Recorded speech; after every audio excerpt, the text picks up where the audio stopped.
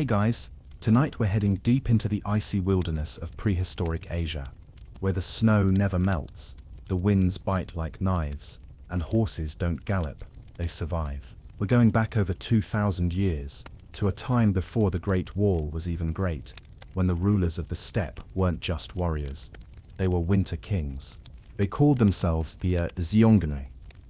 You've probably never heard of them, and if you have, it was likely in a dusty footnote while reading about the Great Wall of China. But here's the thing, the wall wasn't built to keep out nothing. The Xiongnu were why China started building massive border defenses in the first place. That's how big of a deal they were. They weren't just bandits on horseback, they were the world's first recorded nomadic empire. And they didn't just hold a border, they ruled a continent-sized stretch of Eurasia. So before you get comfortable, take a moment to like the video and subscribe, but only if you genuinely enjoy what I do here. Drop your location and the local time in the comments. I love seeing where you're all listening from. Now dim the lights. Maybe turn on a fan for that soft background hum, and let's ease into tonight's journey together. The Xiongnu rose from the windswept plains north of ancient China, what we now call Mongolia and southern Siberia. Picture an endless grassland under a sky so wide it almost swallows you. There were no cities, no castles, no farmland, just herds, yurts, and a warrior elite, raised in saddles. And make no mistake, they were terrifying to their enemies. These were people who learned to ride horses before they could walk properly, could shoot an arrow backwards at full gallop, and had no permanent capital because their capital was wherever their horses were grazing. They didn't need palaces. They had tents that collapsed and packed in minutes, and an entire economy based on mobility and survival. Their world was harsh. Temperatures in winter could drop to 40 degrees. Summers were brief and dry. You didn't farm here, you hunted, you herded, and you raided. The Xiongnu tamed yaks, bred war ponies, and even fermented mare's milk into a kind of alcoholic yogurt called kumis, which they drank by the bowlful. Sweet dreams. But let's rewind. We first start hearing about the Xiongnu from Chinese records around the 3rd century BCE, when a man named Modu Chanyu rose to power. He was ruthless, clever, and possibly one of the greatest empire builders history forgot. Modu, sometimes pronounced Maodun, didn't just unify the scattered nomadic tribes, he created a military hierarchy, enforced discipline, and essentially invented the steppe empire model that later groups like the Huns and Mongols would copy. According to one chilling legend, Modu proved his loyalty to his father by killing his own wife and favorite horse when ordered. Then he killed his father too, and seized the throne. That kind of vibe. Under Modu, the Xiongnu began expanding like wildfire. Their territory reached from modern-day Manchuria in the east to the Caspian Sea in the west. That's the size of a continent. The Chinese emperor at the time, Emperor Gaozu, tried to fight them off, and was personally surrounded and trapped by Xiongnu cavalry at one point. He ended up signing a humiliating peace deal, regular tribute, a princess in marriage, and friendship with the steppe lords. Basically, China paid them off to stop raiding. This deal, called Heiken, was sort of like saying, please don't burn our villages this year. Here's some silk, some rice, and someone from the royal family. Here's where it gets weird. Chinese historians still debate whether the Xiongnu were ancestors of the Huns. Yes, the same Huns who would one day show up in Europe, led by Attila. The names sound suspiciously similar. The timeline fits, but we don't know for sure. The Xiongnu didn't write their own history. They didn't build temples or carve inscriptions in stone. Most of what we know about them comes from the people terrified of them, mostly Chinese scribes who saw them as barbarians. And that means our picture is blurry, like trying to read by candlelight through frosted glass. But we do know some fascinating details. For one, their political system was shockingly advanced. Modu ruled as Chanyu, a supreme leader like a Khan or emperor. Beneath him were nobles who oversaw 10,000. Yes, that's a unit. And beneath those were leaders of smaller herding bands.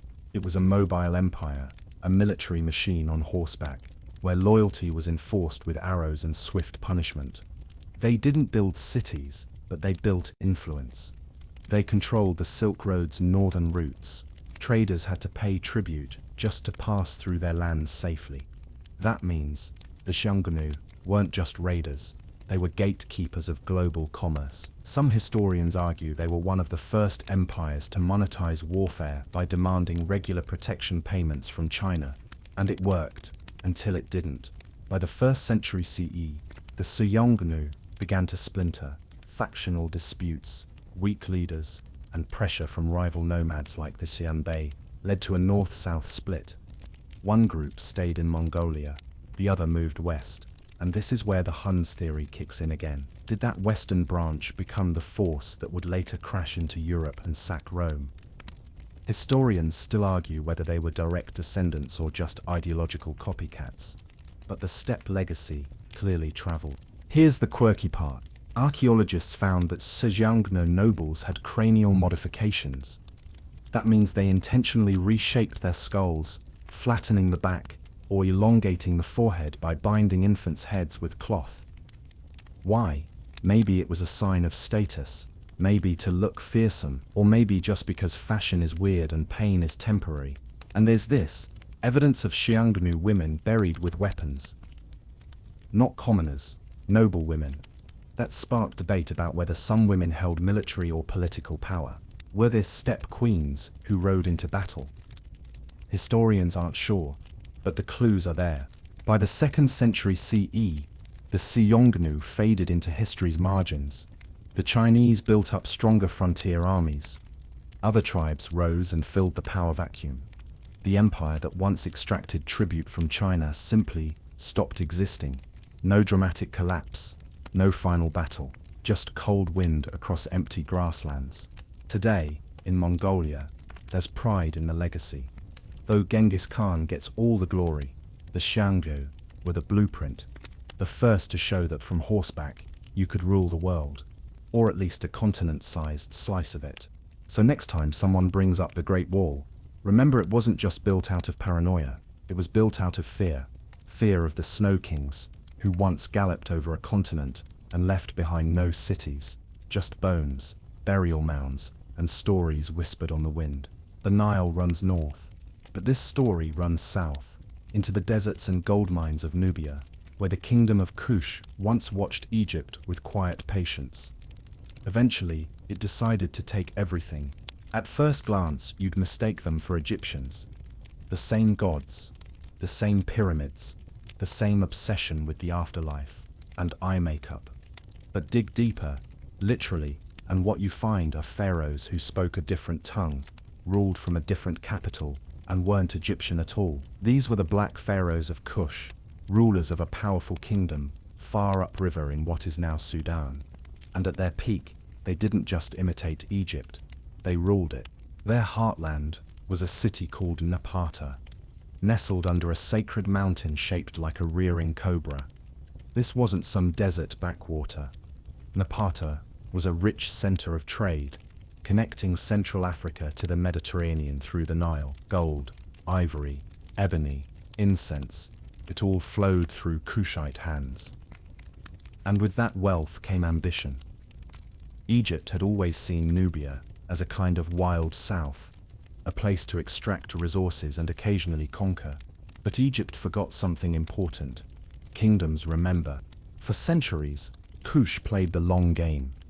They absorbed Egyptian culture while keeping their own.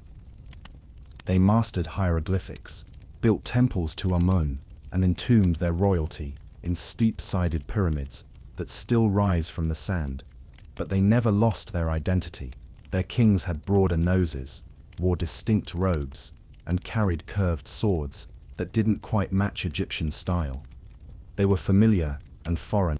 The big moment came in the 8th century BCE, when Egypt was falling apart. Civil war, foreign influence, weak kings. It was a mess. Into that chaos stepped Piye, a Kushite king, who didn't see himself as an outsider, he saw himself as a restorer. His inscriptions are confident, borderline smug. He talks about conquering cities like a falcon swooping down, and presents his campaign not as invasion but salvation. Piye marched north with his army, and city after city submitted, some out of fear, some out of genuine belief that this southern king was the real deal. When he reached Heliopolis, near modern Cairo, he paused to pray, not to some Kushite deity, but to Amun, the Egyptian god of kingship. That's how serious he was about legitimacy. He wasn't just claiming power, he was claiming the divine right to it. And the funny thing, he didn't even stay. After securing his rule, Pia went back to Napata, content to rule Egypt from afar, a little micromanaging from the Upper Nile, you might say. But his dynasty stuck. His successors, including the fierce Shabaka and the builder Taharqa, became full-fledged Egyptian pharaohs. They sat on the throne at Thebes. They commissioned temples. They were carved in stone with the twin crowns of Upper and Lower Egypt. They were Black Kings of Egypt, and they didn't just imitate, they expanded. Taharqa, in particular, went big.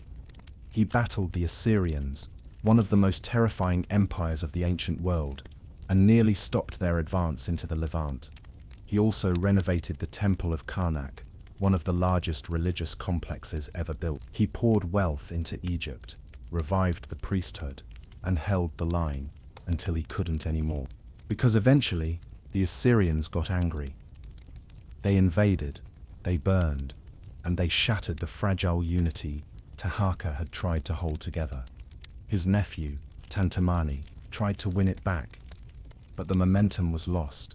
The Kushites were pushed out of Egypt, retreating back to their homeland, but even in defeat, they left a permanent mark. Here's something odd. Despite building pyramids, Kushite burials were different. Their pyramids were narrower and steeper, and inside, archaeologists have found things you'd never expect in a traditional Egyptian tomb, like board games, horse gear, and pottery, that suggests a unique mix of African and Egyptian traditions.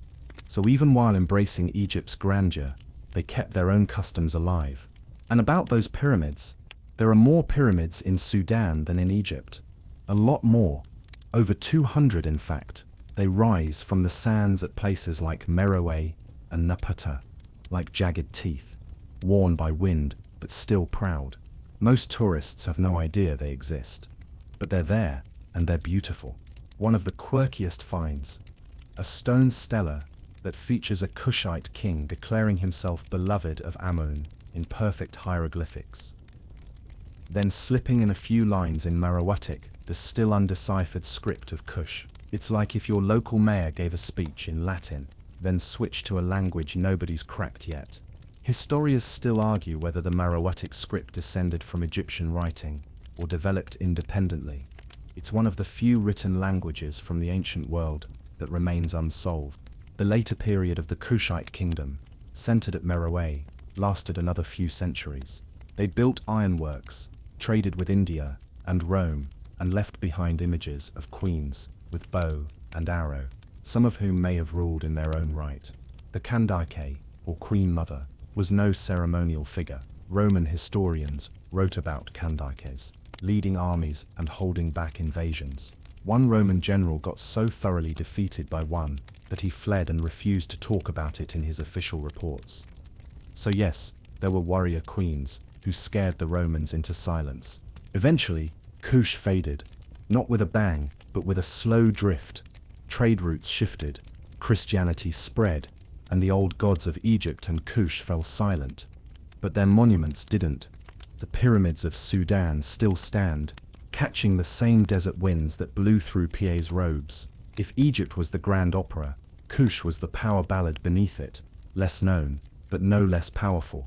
So next time someone tells you Egypt was the first and only great African empire, just smile and say, sure. But have you met the Black Pharaohs? Then tell them about the king who conquered Egypt and didn't even bother to stay. The air smells like salt and smoke, and the sky flashes with the reflection of burning sails. Along the coast of what is now Vietnam, centuries before modern borders existed, a kingdom called Champa once ruled the sea. They built their cities from red brick and lit their temples with sandalwood incense. But don't let the peaceful vibes fool you. These were seafaring warriors who defied empires, traded with India and China, and launched naval raids with literal fire arrows. Most people have never heard of Champa, That's because their legacy was largely erased by their biggest rival, Vietnam. But long before Vietnam was Vietnam, the Cham people were building a maritime empire. Their culture was a swirling blend of Indian Hinduism, local animism, and seafaring logic. They worshipped Shiva, carved massive stone lingams, and lined their towers with dancing apsaras and snake-like nagas. Picture Angkor Wat's cousin, leaner, fiercer, and a bit more humid. They didn't start off powerful. Early on, Champa was a loose collection of coastal chiefdoms, mostly just getting by with fishing, farming, and the occasional alliance with Indian merchants. But over time, those merchant links grew strong. Indianized culture flooded in, along with Sanskrit bronze casting techniques and ideas of kingship that leaned heavily on divine favor. Eventually, local rulers began calling themselves Raja di Rajas, King of Kings, and then they started acting like it. By the 4th century CE, Champa was flexing. They built capital cities like Simhapura and later Vijaya, places filled with red brick temples, gold leaf shrines, and surprisingly advanced water reservoirs. While the Chinese were writing about Confucian morals and the Indians were composing epic poetry, the Cham were doing something equally impressive, launching coordinated attacks on Chinese ports. Yes, they were the ancient version of pirates with a capital P. One of the most dramatic events came in the 5th century, when a Cham king named Bhadravarman declared himself both king and high priest. He built towering temples, claimed descent from Shiva, and kept his people united under religion and trade. But then the northern Chinese dynasties tried to assert control, and Champa responded with fire. Literally, they launched long-range naval raids on Chinese territory, sailing hundreds of miles with small, fast ships. These weren't giant triremes, they were agile wooden boats, designed for shallow coastal waters, loaded with warriors armed with bows, spears, and sometimes bamboo-tipped fire arrows. These incendiary projectiles were soaked in oil and wrapped in cloth. Once lit and launched, they could set sails, wood, and even people on fire. And they did, repeatedly. There's even a Chinese record that describes a port town being completely consumed by a Cham raid, temples, homes, everything gone in a day. And when the Chinese sent envoys to ask for explanations, the Cham responded with gifts and smiles, diplomacy with a side of arson. But Champa wasn't just about war, its real power came from location. Sitting smack in the middle of maritime trade routes between India and China, Champa became a magnet for goods, ideas, and ambition. Ships from Java, Bengal, and even Persia stopped at Cham ports to offload ceramics, spices, ivory, and even exotic animals. One record mentions a Cham royal court receiving a rhinoceros as tribute.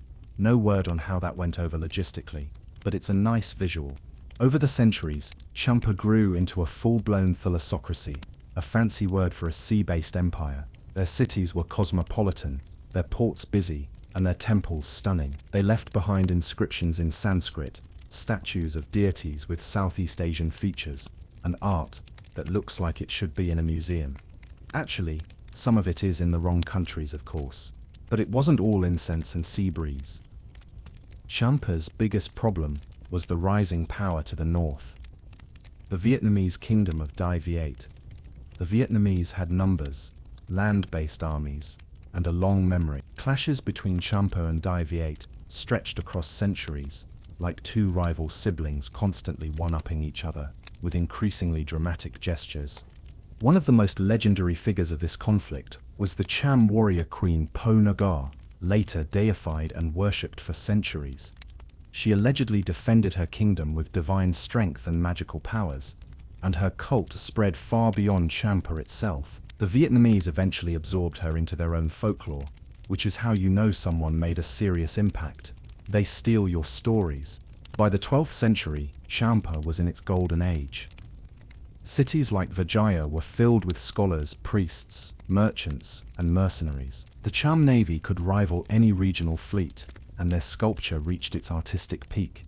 Stone figures frozen mid-dance, elaborate carvings of mythical battles, and temples perfectly aligned to celestial events. They even experimented with new architectural styles, like Kalasha-top towers, curved spires meant to invoke sacred mountains. But the peak didn't last.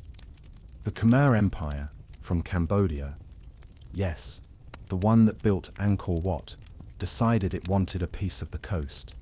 In the 12th century, under King Suryavarman II, the Khmers launched a full-scale invasion of Champa and occupied its heartland. But in a plot twist worthy of a Netflix series, the Cham bounced back. A prince named Jaya Indravarman IV launched a surprise counterattack and sacked Angkor itself. Yes, the Cham invaded the Khmer capital and burned parts of Angkor Wat. They pulled off one of the greatest reversal raids in Southeast Asian history. For a brief flaming moment, Champa looked unstoppable, but the world was changing. Islam was rising in the Malay world.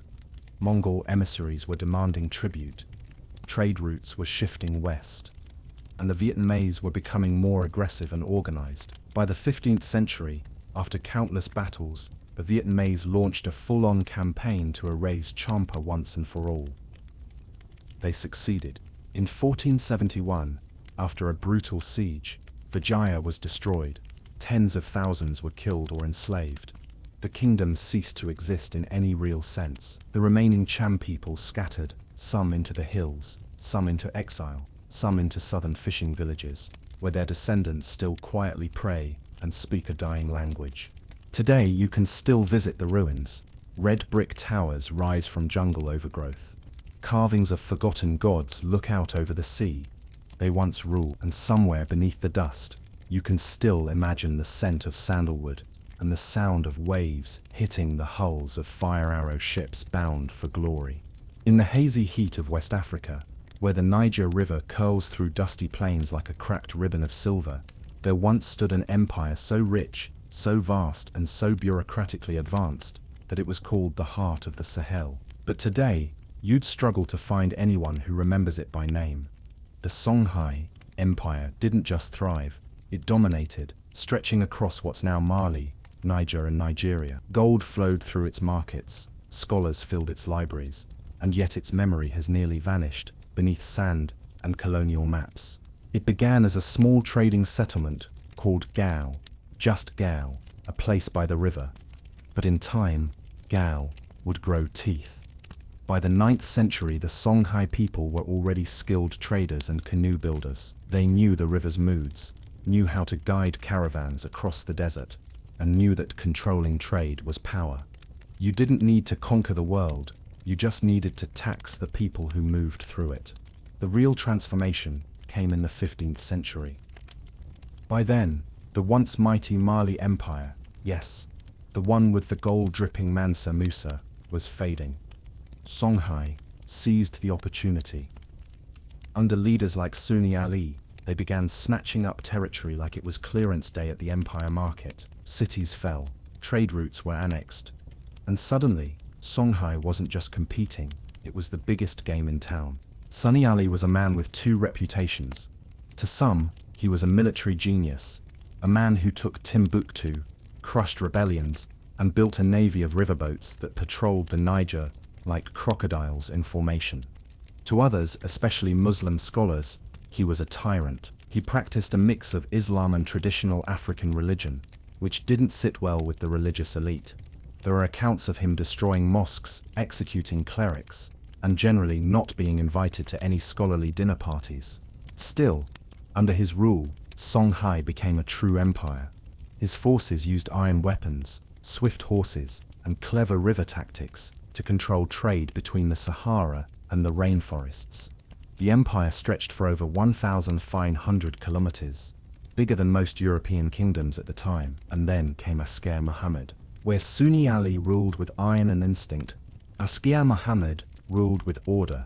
He was deeply Muslim, and under his reign, Songhai blossomed into a center of Islamic scholarship. He standardized weights and measures, appointed governors for provinces, and even sent scholars to study in Cairo and Mecca.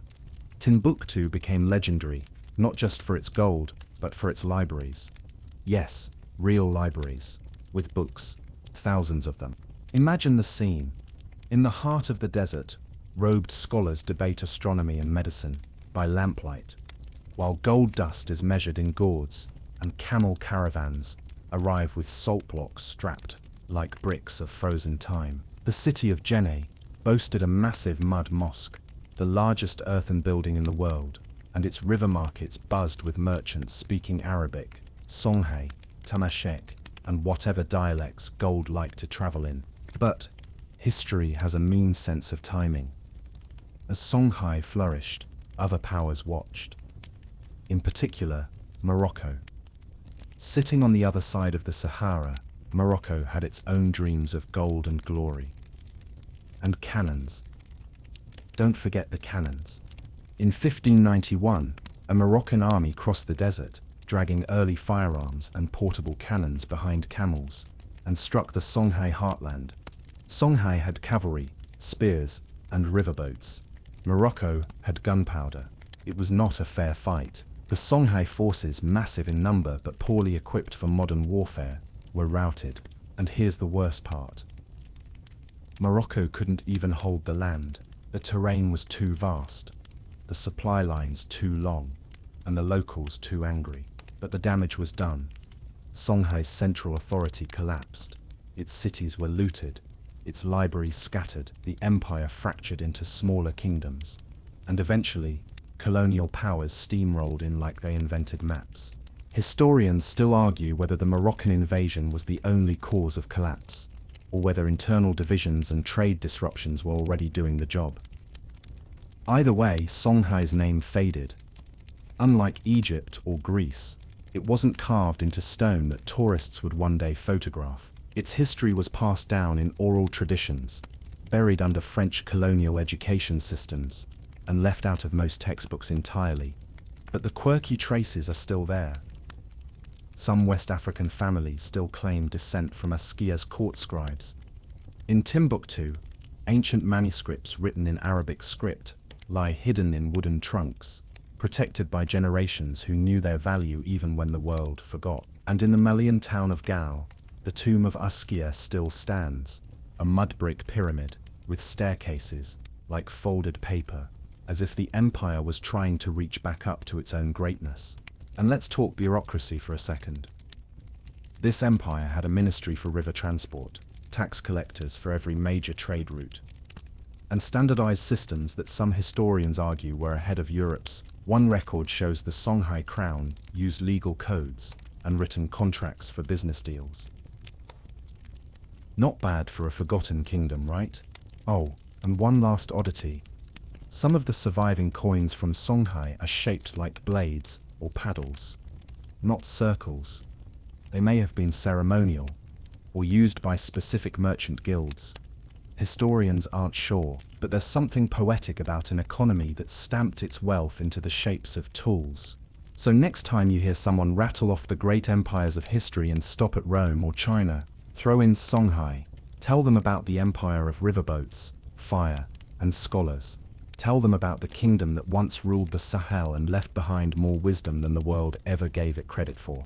Somewhere between the volcanoes and rainforests of Java, nestled in a lush plain where the rivers snake like threads of silver, there once stood a kingdom whose name few people remember, but whose influence shaped the entire Indonesian archipelago. It was called Tarumanagara, and at its peak, it controlled trade, roads, and rivers, and built a civilization that was both deeply spiritual and surprisingly advanced for its time. Tarumanagara thrived during the early centuries of the first millennium, roughly around the 4th to 7th century CE.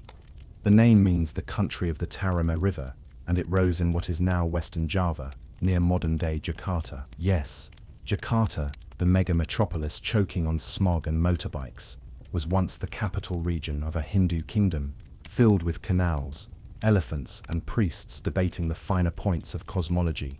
But unlike Rome or Persia, Tarumanagara didn't build sprawling stone cities. Instead, they worked with wood, water, and rice. Most of their structures have long since rotted into the soil, but what remains are inscriptions, chiseled in Sanskrit and written in the Pallava script from South India. That's right, South India.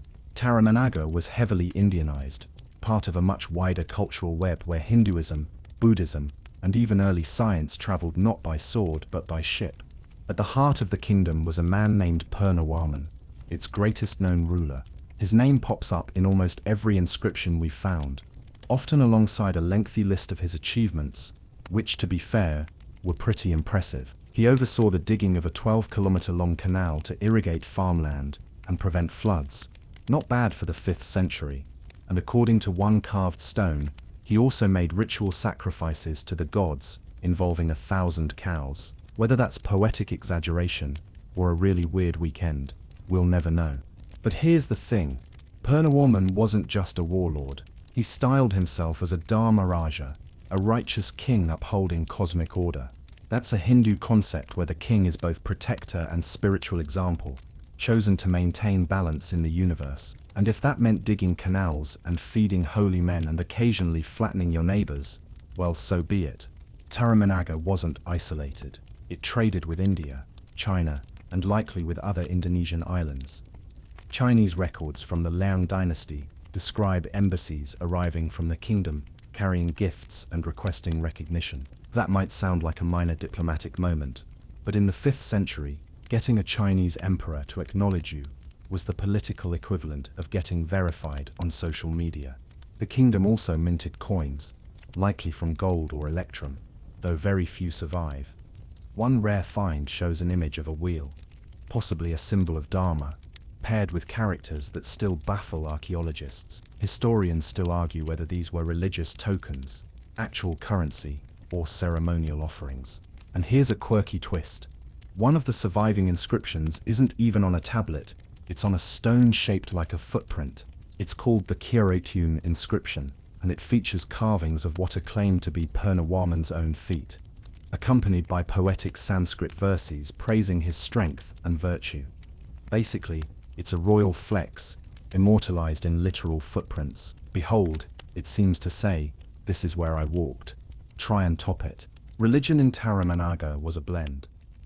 While the inscriptions emphasize Hinduism, especially devotion to Vishnu, there were also strong Buddhist elements nearby.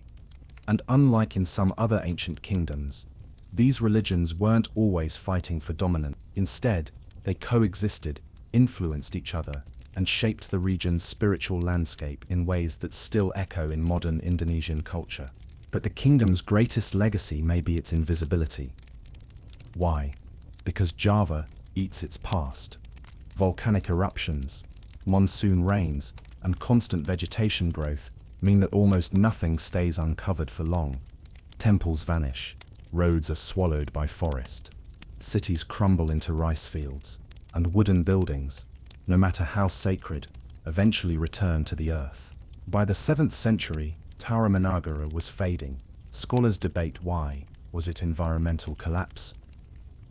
Shifting trade routes? Internal rebellion? Some think it simply evolved, morphed into the later kingdom of Sunda, with new capitals and a new identity. Others think outside invaders took advantage of weakened leadership. The truth is, no one knows for sure. But by the time Islam began sweeping through the Indonesian archipelago centuries later, Tarumanagara had already passed into myth. Yet even now, in the West Java region, people still tell stories. They speak of ancient kings, hidden canals and giant footprints in the jungle.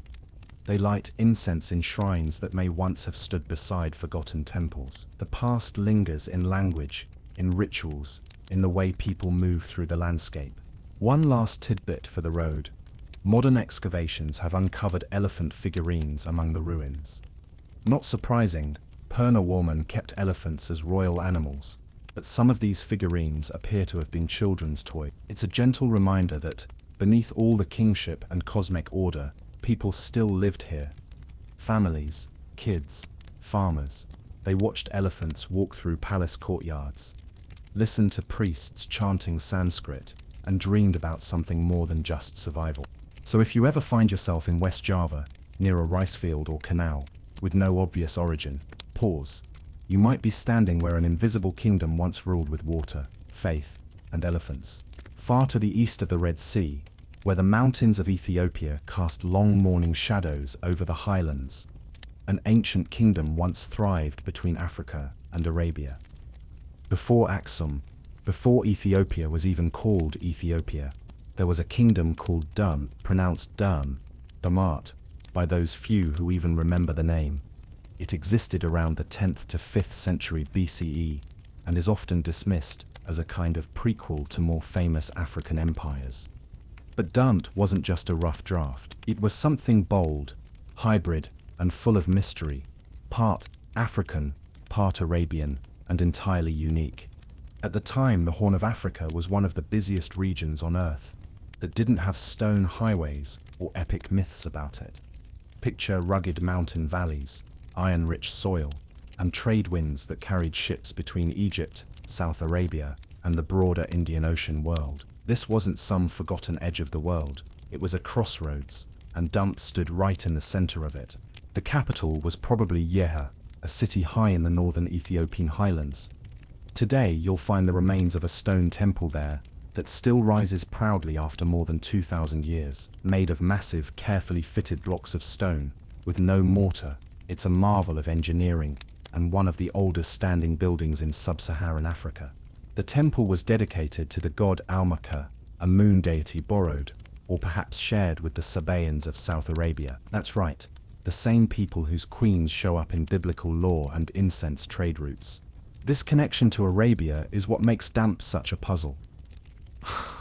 Archaeologists still argue over whether the kingdom was a native African development, influenced by contact with Arabian traders, or whether it was actually a Sabaean colony that spread across the sea. The truth is probably somewhere in between. There were certainly South Arabian immigrants and merchants living in Damps, but there's also evidence that local African cultures, like the Tigray and Eritrean highland communities, contributed just as much if not more. The language spoken in Dampt was probably an early form of Ge'ez, which later evolved into Ethiopia's classical liturgical tongue, and is still chanted in churches today. So who ruled Doan? That's a bit murky. We have names, kings, like Mukarib and Wan Hoi. These titles suggest they were Mukaribs, a term from South Arabia that implies both priest and ruler, which makes sense. In kingdoms like this, the king didn't just enforce laws, he kept the cosmos in order. Agriculture depended on the favor of gods, and gods didn't bless just anyone. You needed rituals, blood, incense, and probably a lot of livestock that never saw old age. Dunt's economy rested on farming, herding, and trade. These highlands weren't deserts, they were fertile, watered by seasonal rains and crisscrossed with stone terraces. They grew barley, teff, and other grains that still make up Ethiopia's staple diet. They herded cattle, goats, and donkeys, and they mined iron, one of their most important exports. Dunt was one of the first African kingdoms to develop true ironworking, and that gave them not only tools, but weapons, spears, plows, knives. Iron meant control over the land, and control over people. And then there was the incense. Frankincense and myrrh weren't just for baby kings and burial ceremonies. They were global commodities, as valuable then as oil is today. Demts, sitting along key land and sea routes, likely played a big role in moving these resins from southern Arabia, across the highlands, and down toward the Nile. Traders from Egypt, Persia, and maybe even Greece came sniffing around, literally, for these rare and aromatic goods. Here's a lesser-known quirk. Some scholars think that Damat might be the actual homeland of the Queen of Sheba legend. Yes, that Queen of Sheba, the one who visits King Solomon with a caravan of riches, sparring with him in riddles, and maybe leaving with more than diplomatic gifts. Ethiopian tradition firmly claims her as Makeda, a local queen from these very highlands. While Damat wasn't Sheba in name, it occupied the right region, the right time period, and had the right cultural overlap. Whether the queen was real, metaphor, or marketing campaign, she's become part of the region's permanent lore. Still, despite all its strengths, Damat didn't last. By the 5th century BCE, it had fragmented into smaller kingdoms, like Koheto, Matara, and others that would later feed into the rise of Aksum. Why it fell apart is anyone's guess. Was it a succession crisis? Ecological collapse, trade routes drying up? Historians still argue whether it was internal rot or external pressure. There are no big battles recorded, no dramatic ends carved into stone, just a gradual fading from view. like morning mist over the mountains. But don't confuse that fade with failure. Dimt laid the foundations for everything that came after in the region. Its script, architectural style, and royal ideology fed directly into the rise of Aksum, which would go on to become one of the great powers of the ancient world, minting coins, building obelisks, and becoming one of the first empires to adopt Christianity. Without Dimt, there may never have been an Ethiopian kingdom capable of standing shoulder to shoulder with Rome and Persia. Even now, local communities near Yeha still consider the temple ruins sacred. Pilgrims come, cattle graze around the stones. Children climb what's left of the fortress walls, unaware that they're playing in the shadow of a kingdom that once helped shape the cultural DNA of an entire region. And if you ever visit, you might notice something small but telling. A rough path that winds past the ruins, worn into the earth by countless feet. Not tourists, not archaeologists, locals, going to and from, like always. Because long after the kings are gone, the people remain, and so does the rhythm of the land they ruled. The Mississippi River doesn't just flow, it remembers. Beneath its muddy currents and soft tree-lined banks lies the memory of a civilization few people have heard of, and even fewer truly understand. Before Columbus ever set sail, before the first European even imagined a land across the Atlantic, there were the Mississippians, mound builders, astronomers, farmers and spiritual engineers, who built one of North America's largest pre-Columbian urban centers, Cahokia. You probably don't picture pyramids when you think of the United States, but you should. At its peak, around the year 1100 CE, Cahokia, located near present-day St. Louis, was home to somewhere between 15,000 and 20,000 people. That's bigger than London at the same time. The city was filled with wooden houses, ceremonial plazas, earthen pyramids, and a massive wooden palisade. But the most iconic feature was the mounds, especially Monk's Mound, the largest prehistoric earthwork in the Americas. It rises nearly 100 feet high, with a flat top big enough to support a temple, a chief's house, or maybe something more mysterious. The Mississippians didn't leave behind stone monuments or written records. Their buildings were made of wood and clay, their tools of stone and shell, and their culture of ritual and rhythm. But their engineering was anything but primitive. They moved millions of cubic feet of soil with baskets. Yes, literal baskets, layering it carefully to form complex platform mounds. The alignment of these structures shows astronomical precision. One structure, now known as Woodhenge, consisted of giant red cedar posts arranged in a circle, calibrated to track the solstices. It wasn't just a calendar, it was a spiritual map. Cahokia was more than a city, it was a cosmological machine, designed to align society with the stars, and society was layered. There was a clear elite class, buried in elaborate tombs with thousands of shell beads, engraved copper, and sometimes the bones of sacrificed retainers. The famous burial of a man dubbed Birdman featured a body laid on a bed of shells shaped like a thunderbird. Below him, two women, scholars still debate the meaning, ritual sacrifice, divine kingship, performance art on a terrifying scale. What's strange is how much we still don't know. The Mississippians had no writing system as far as we can tell, but they left behind iconography, stylized motifs etched into pottery, copper, and stone tablets. Serpents, birds, hands with eyes in the palms. These symbols suggest a complex religious system, possibly centered on the southeastern ceremonial complex, a sort of shared cultural and religious ideology that linked distant sites from Florida to Wisconsin. Their cities were not isolated. Cahokia had trade networks stretching over thousands of miles. Archaeologists have found obsidian from the Rockies, copper from the Great Lakes, shells from the Gulf Coast, and mica from Appalachia. These weren't scattered tribes, they were organized, connected, and communicating through trade, marriage, and belief systems. But there's also darkness. Some of the mounds contain mass graves. One pit held over 50 young women, neatly arranged, possibly sacrificial victims. Another held dozens of people tossed in haphazardly, perhaps enemies or lower class members. It wasn't an egalitarian utopia. Power was real, and it could be brutal. Cahokia's peak didn't last. Around 1250 CE, things began to unravel. The reasons are murky. Environmental degradation, over-farming, social unrest. Historians still argue whether a major flood, drought, or political collapse played the biggest role. There's evidence of a palisade being rebuilt multiple times, suggesting either external threats or internal fear. Either way, by 1350 CE, Cahokia was largely abandoned. And then, as Europeans began to arrive a couple centuries later, even the memory of the city faded.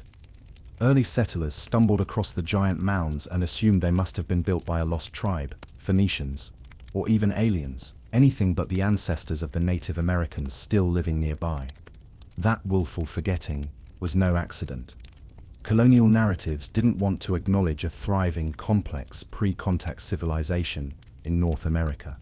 So the story was buried, quite literally, under farmland and subdivisions. Here's a quirky detail. During early excavations in the 19th century, workers dug into Monk's Mound, expecting treasure. They found nothing but soil and pottery shards, and promptly declared it unimportant. It took modern archaeology to realize the mound itself was the treasure proof of human hands, reshaping the land for spiritual and social reasons. Today, you can still walk through Cahokia. The mounds rise like grassy hills, silent but powerful.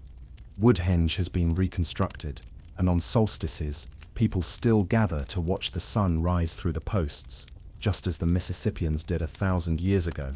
School groups visit, local tribes honor the site. But ask your average person about it, and you'll likely get a blank stare. It's a strange thing to build the largest city in North America before 1492, and then be mostly erased from public memory. But Cahokia wasn't alone.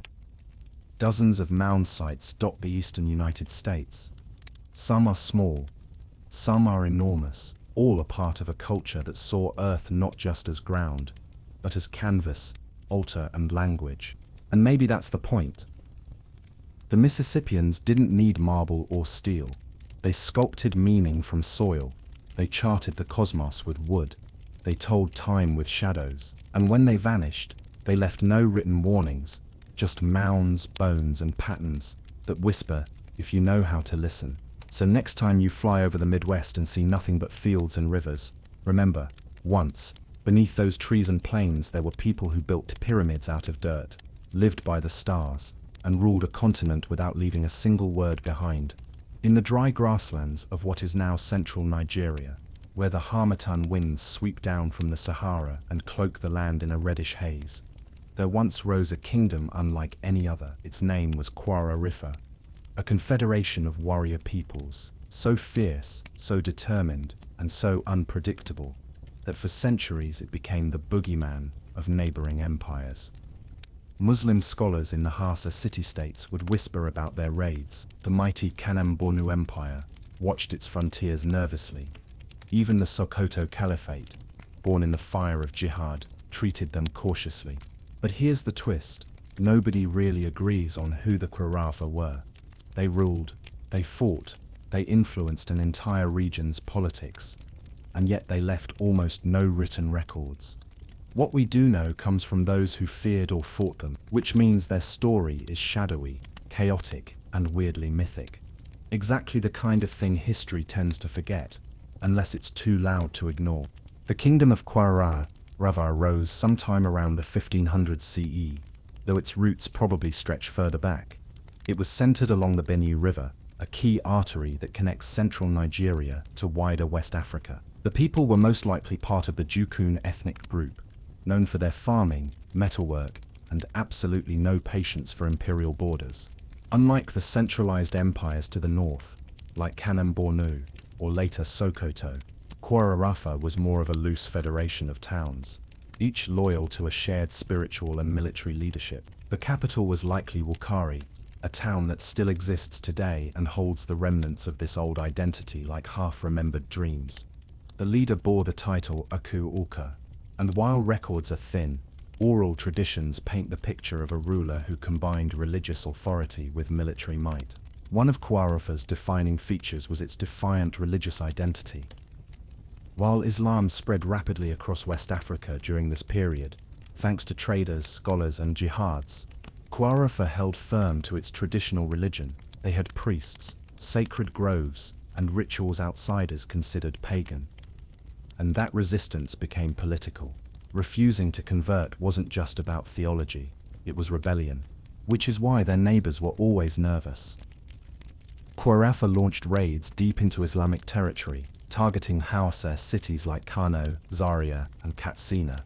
They didn't just take loot, they humiliated. One account says they marched prisoners back in chains, forced them to carry their own captured Qurans, and displayed them as trophies.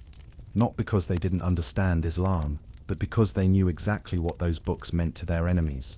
But they weren't anarchists. Khwarafah had diplomacy too. They sometimes made alliances, engaged in trade, and even shared festivals. Their neighbors were enemies and partners, depending on the year. The Kanem-Bornu Empire had multiple skirmishes with them, but also periods of relative peace. Even the Sokoto Caliphate, which emerged in the 1800s, never fully conquered Khwarafah territory. That's saying something, considering the Caliphate rolled over most of northern Nigeria, like a thunderstorm. And here's a fringe theory to chew on. Some scholars think Khwarafah may have practiced a form of political rotation, where leadership roles were shared among different communities within the federation. If true, it would mean their system was less top-down monarchy and more power-sharing council, a bit like a medieval version of a rotating presidency. Not exactly what you expect from a so-called savage kingdom, right? Their military was formidable. No standing armies with shiny uniforms, but elite warrior societies trained from youth, armed with spears, bows, and later muskets. They understood terrain, ambush tactics, and psychological warfare. A common battle strategy was to raid during religious holidays, when cities let down their guard. Brutal, yes. Effective, very. One legend tells of a failed assault on Katsina, where Khwarafah warriors disguised themselves as traders, waited until the city gates opened, then rushed in and set fire to the market. The defenders rallied, and the raid failed, but the story spread like wildfire. Literally, it cemented their image as cunning, fearless, and a little unhinged. But they weren't just warriors, they were farmers too, growing millet, sorghum, and yams in the fertile valleys of the Benue. They brewed beer from guinea corn, kept herds of goats, and built mud brick houses with woven reed roofs. Their rituals were tied to the land, planting festivals, harvest dances, rites of passage. Some of these survive today, in Jukun communities, often merged with Christianity or Islam, but still echoing the old rhythms. Then, there's the matter of the mask societies. Khwarafah ritual life included the use of elaborate wooden masks, carved with horns, bulging eyes, and exaggerated mouths. These weren't Halloween decorations, they were embodiments of spirits, used in dances meant to summon rain, ward off disease, or protect the community. The masks were often passed down through families, each with its own name and taboo. To touch one improperly was to invite disaster. By the 1800s, the kingdom began to fracture. Pressures from the Sokoto Caliphate to the north, British colonial interest from the south, and internal shifts in trade and population, all took their toll. Like so many decentralized polities, Khwarafah didn't fall in a blaze. It slowly unraveled. Some towns aligned with Sokoto, others with the British. Some simply retreated deeper into the bush, keeping their traditions alive in secret. Today, traces remain. The Aku Uka of Wukari still holds ceremonial authority. Festivals are still performed. Old stories are still told, of battles, raids, and gods who walked the earth. But the name Khwarafah is barely whispered outside academic circles. It didn't leave behind a grand city, no marble palace, no alphabet, just oral memory, scattered artifacts, and an empire that once dared to defy its neighbors, not with steel, but with spirit. So next time someone tells you Africa had no history before colonialism, mention Khwarafah, the warrior confederation that raided empires, held its ground, and left behind a story too wild and too inconvenient for easy retelling. The Valley of Mexico holds its breath under layers of stone and silence. Before the rise of the Aztecs, before Tenochtitlan shimmered in the lake like a mirror to the heavens, there was another city, one so massive, so strange, and so powerful that even the Aztecs, centuries later, stood in awe of its ruins and called it the place where the gods were born. That city was Teotihuacan, and its rulers remain faceless to this day. At its peak, around 500 CE, Teotihuacan was the largest city in the Americas and one of the largest in the entire world. Some estimates suggest a population of over 100,000. Its grid-like layout spanned more than 20 square kilometers, with apartment compounds, workshops, markets, and religious complexes all carefully arranged according to celestial alignments. It wasn't just a city, it was a stone version of the universe, and yet, we know almost nothing about who built it. Unlike the Maya, the people of Teotihuacan didn't leave behind portraits of kings or long dynastic inscriptions. There are no Lord so-and-so, no dates of coronation or death, no detailed records of military conquest or divine origin stories. Instead, we get symbolism, feathered serpents, flayed gods, obsidian blades, and murals filled with warriors, jaguars, and fire. The city's two most famous structures, the Pyramid of the Sun and the Pyramid of the Moon, dominate the landscape. The Pyramid of the Sun is massive, standing nearly 70 meters tall. It was built over a mysterious series of caves, which may have represented a sacred underworld or place of origin. The Pyramid of the Moon, smaller but more elaborate, frames the entire city's axis like the crown of a ceremonial staff. Connecting everything is the Avenue of the Dead, a wide, straight road flanked by temples and apartment complexes. The name comes from the Aztecs, who thought the mounds beside it were tombs. They weren't, but they might have been stages for rituals or platforms for elite residences. The entire city pulses with the architecture of belief. It wasn't built for comfort, it was built to make you feel small in the face of eternity. So who were the rulers? That's the million-shell bead question.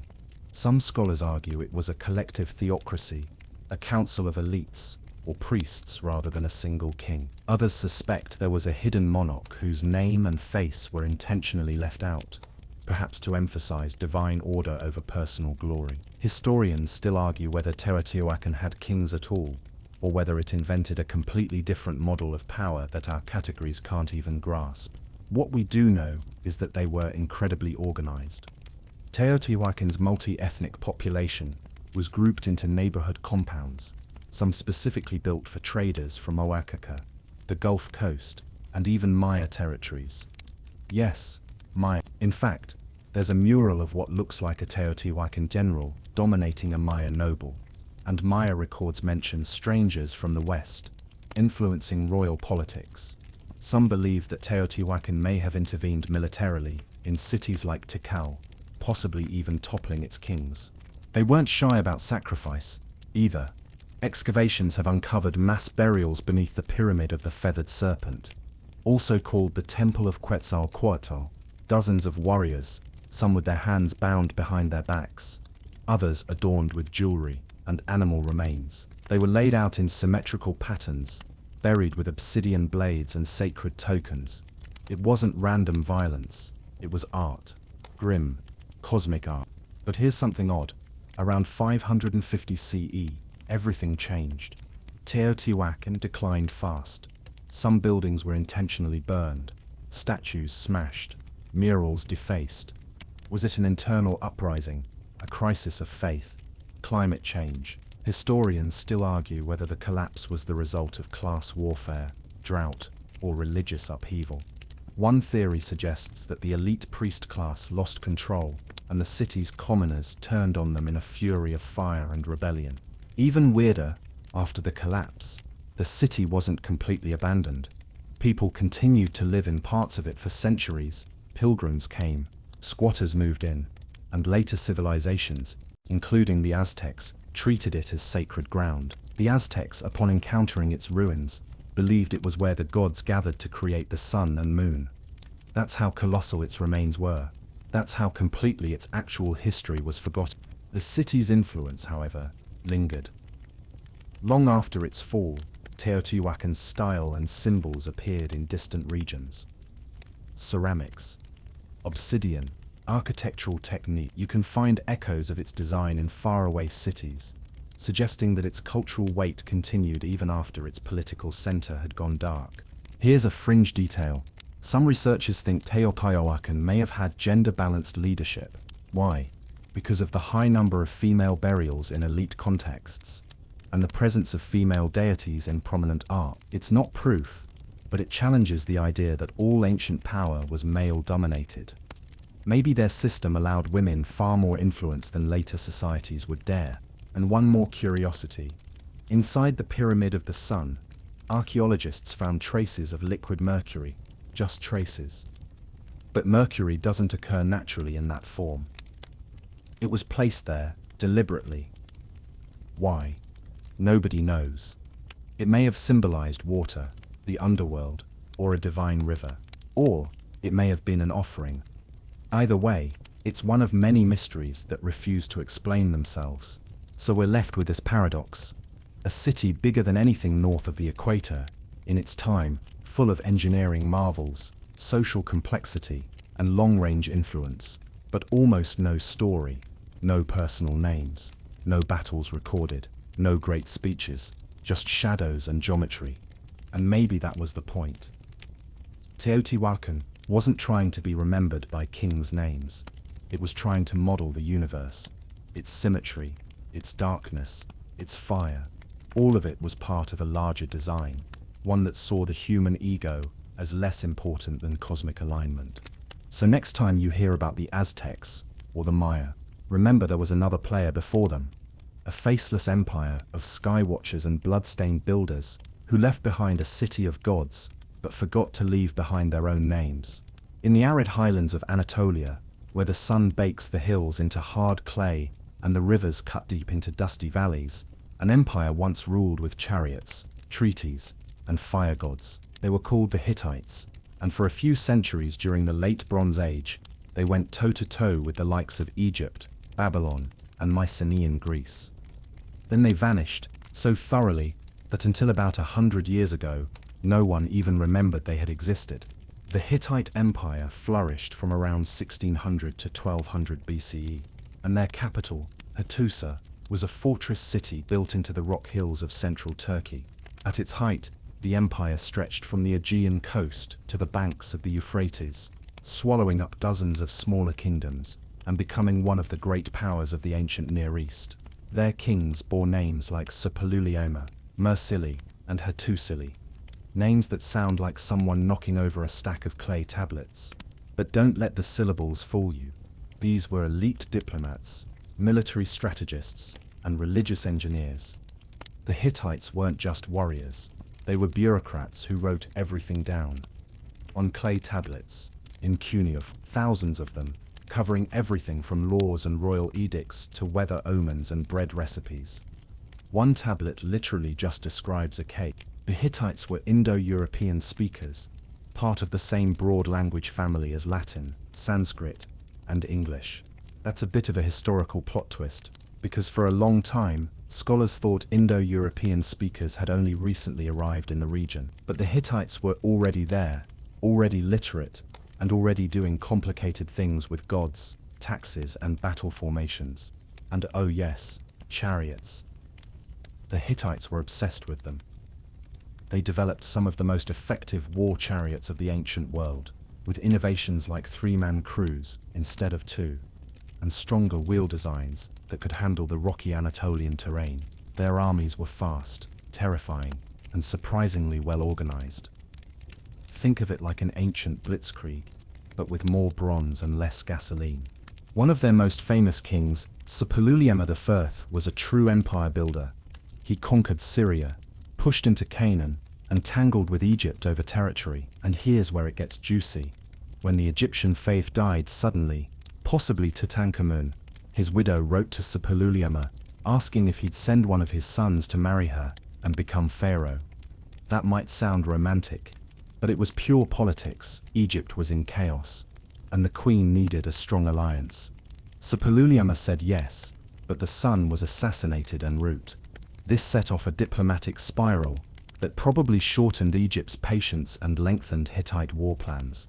By the 13th century BCE, the Hittites were at their height. They controlled trade routes, extracted tribute, and had a postal system with clay tokens and seal rings. They even developed international law, or something like it. The Treaty of Kadesh, signed with Egypt after the two sides fought to a draw, is the earliest surviving peace treaty in the world. It included mutual defense clauses, prisoner exchanges, and a whole section on not supporting each other's rebels. Honestly, it reads like something out of the UN. That battle, Kadesh, was massive. Somewhere around 2074 BCE, the Hittites and Egyptians clashed in what's often called the largest chariot battle in history. Tens of thousands of soldiers, thousands of chariots, dust clouds thick enough to blot out the sun. Ramses II claimed victory, because of course he did. He had the statues carved, but in truth, it was probably a stalemate. The Hittites held their territory, Egypt kept its pride, but the Hittites didn't just fight. They absorbed cultures. Their religion was like a sponge, soaking up gods from conquered lands, and giving them office space in a sprawling celestial bureaucracy. Storm gods, sun gods, grain deities, war deities, each with names, functions, and temples. One king supposedly had to perform 70 different rituals just to keep the universe running smoothly. If he missed one, well, better hope the crops didn't notice. Quirky fact: Hittite religious festivals involved purifying the king with bread and beer, walking him around the city walls, then re-anointing him with oil and herbs. It was part spiritual tune-up, part political theater, and part very elaborate hygiene routine. Despite all this glory, the Hittite Empire collapsed fast. Around 1200 BCE, they were swept up in the mysterious wave of destruction known as the Bronze Age collapse. Cities were burned, trade routes vanished, scripts fell out of use. The capital, Hattusa, was abandoned and never reoccupied, just gone. Not conquered, forgotten. The kingdom that once signed the world's first peace treaty left behind only ruins buried in silence. Historians still argue whether the fall came from invading sea peoples, internal rebellion, famine, or climate change. It's probably a messy combo. One Hittite tablet from the end of the empire describes grain shortages so severe that even the king couldn't get food without begging Egypt. Imagine going from chariot king of a continent to knocking on Pharaoh's door like, "Hey buddy, spare some barley." For centuries after, nobody even knew the Hittites had existed. Their name appears in the Bible, but for a long time people assumed they were just another Canaanite tribe. Then, in the early 20th century, archaeologists began unearthing Hattusa, stone walls, broken tablets, massive gate lions, and realized they'd stumbled on something huge. And those thousands of clay tablets, they've been a gold mine. One even includes what might be the oldest recorded prank complaint in history. A merchant writing to say that someone sold him defective copper, and if they don't fix it, he's going to tell everyone in the market. Some things never change. So the next time you hear about Egypt, Babylon, or ancient Greece, remember the Hittites, the fire-worshipping, chariot-driving, treaty-writing empire that ruled with law as much as with swords, and vanished without a whisper. Their gods may be quiet now, but their clay still speaks. Along the sparkling coastline of East Africa, where the Indian Ocean meets the mangrove forests and coral reefs, there once flourished a network of city-states so elegant, so wealthy, and so multicultural that they stunned medieval travelers into silence. They were the Swahili city-states, and while they're often mentioned in passing as trading ports, the reality is that for centuries, they formed a maritime civilization of Zang lords, who ruled by sail, silver, and sharp coral walls. Stretching from modern-day Somalia to Mozambique and the Comoros, the Swahili coast was dotted with independent towns like Kilwa, Mombasa, Malindi, Lamu, and Zanzibar, each a sovereign city, each a jewel gleaming in the humid salt air. These weren't dusty fishing villages. They were cosmopolitan hubs, layered with coral stone architecture, lush gardens, intricate carved doors, and tall minarets that called to prayer above the sound of waves. At their height, roughly from 1000 to 1500 CE, these cities connected Africa to the rest of the Indian Ocean world. Ships from Arabia, Persia, India, even China docked in their harbors, unloading ceramics, silks and spices. In return, the Swahili offered gold, ivory, iron, tortoiseshell, coconut oil, and enslaved people. It wasn't just trade, it was empire, without borders, built not on conquest, but on maritime muscle and merchant intelligence. The Swahili were African, yes, but their culture was richly blended. They spoke Swahili, a Bantu language, but written in Arabic script. They practiced Islam, built mosques, and followed lunar calendars. But their architecture, cuisine, and family structures remained deeply rooted in African traditions. A Kilwa merchant might pray facing Mecca, wear Indian cotton, sip coconut wine, and trace his ancestry back to a local clan. Identity here wasn't binary, it was braided. One of the most famous Swahili cities was Kilwa Kisiwani, located on an island just off the coast of modern Tanzania. In the 14th century, it controlled trade so effectively that it monopolized the export of gold from inland empires like Great Zimbabwe. Its merchants minted their own coins. Yes, real silver and copper coinage, with Arabic inscriptions, and sent emissaries across the sea. When the great Moroccan traveler Ibn Battuta visited in 1331, he was astonished by the wealth and refinement. He called Kilwa one of the most beautiful and well-constructed towns in the world. That's from a man who had been to Damascus, Cairo, and Delhi. Kilwa's royal palace, Azuni Kubwa, was a coral stone complex with more than 100 rooms, sea-facing terraces, storerooms, and private baths. Built in the 1300s, it was one of the largest pre-colonial structures in sub-Saharan Africa. Imagine a sultan lounging in a shaded courtyard while monsoon winds rattled the dhows anchored below, their triangular sails furled like sleeping wings. And about those dhows, the Swahili were master sailors. They understood the monsoon cycle intimately, timing their voyages to ride the seasonal winds eastward to India and back westward to Africa. These ships, stitched together with coconut fiber and steered by stars, were as effective as any European vessel of their time. The Swahili coast wasn't a dead end, it was an intercontinental freeway made of tides. But wealth brings attention. In 1498, Vasco da Gama arrived. Portuguese ambitions followed. They were stunned to find these vibrant, fortified cities, already deeply engaged with the global economy. And then they decided to take it. Over the next century, the Portuguese bombarded, raided, and occupied several Swahili cities, using superior firepower and maritime dominance to force their way into the trade network. Kilwa was shelled and seized. Mombasa was taken, burned, and rebuilt. The era of Zanj independence began to fade. Some cities resisted, others collaborated, but slowly, painfully, the old web of free Swahili trade was unraveled. The Portuguese built forts, taxed merchants, and tried to redirect commerce toward their own colonial ports. Later, the Omanis would arrive to challenge Portuguese dominance, ushering in another wave of cultural blending, along with a grim intensification of the Indian Ocean slave trade.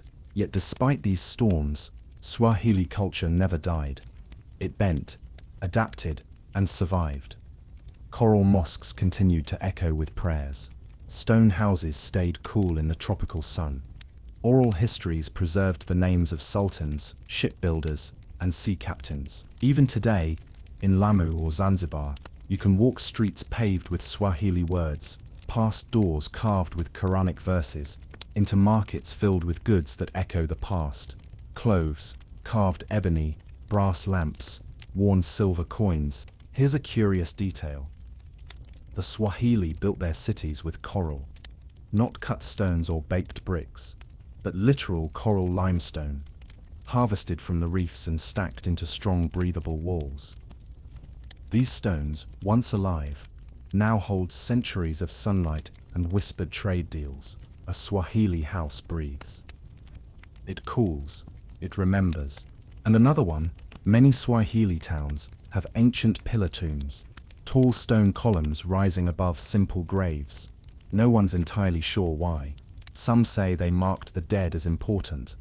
Others believe they helped guide spirits home, like lighthouses for the afterlife. Historians still argue whether these pillars had religious, cultural, or even astrological significance. The point is, they're there, quiet, tall, watching the tides. The Swahili city-states were never a unified empire, with borders and armies. They were a network, a rhythm, a sea-song, connected more by shared culture and trade winds than by any king's decree. That's part of why they've been so easy to overlook in grand historical narratives. But they weren't small, they weren't marginal.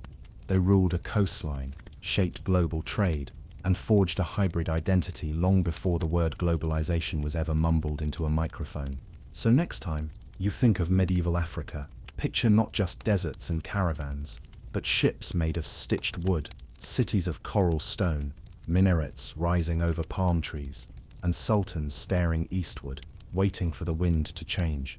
Beyond the Zagros Mountains, east of Mesopotamia and south of the Caspian Sea, lay a kingdom whose shadow stretched across the dawn of empires. Elam, sometimes called the Scorpion Throne in later legends, was one of the first great civilizations of the ancient Near East, and yet it remains one of the least remembered. Long before Persia's Golden Age, before Cyrus or Darius ever carved words into stone, the Elamites had already ruled, built cities, written laws, and buried their queens in sealed vaults beneath ziggurats.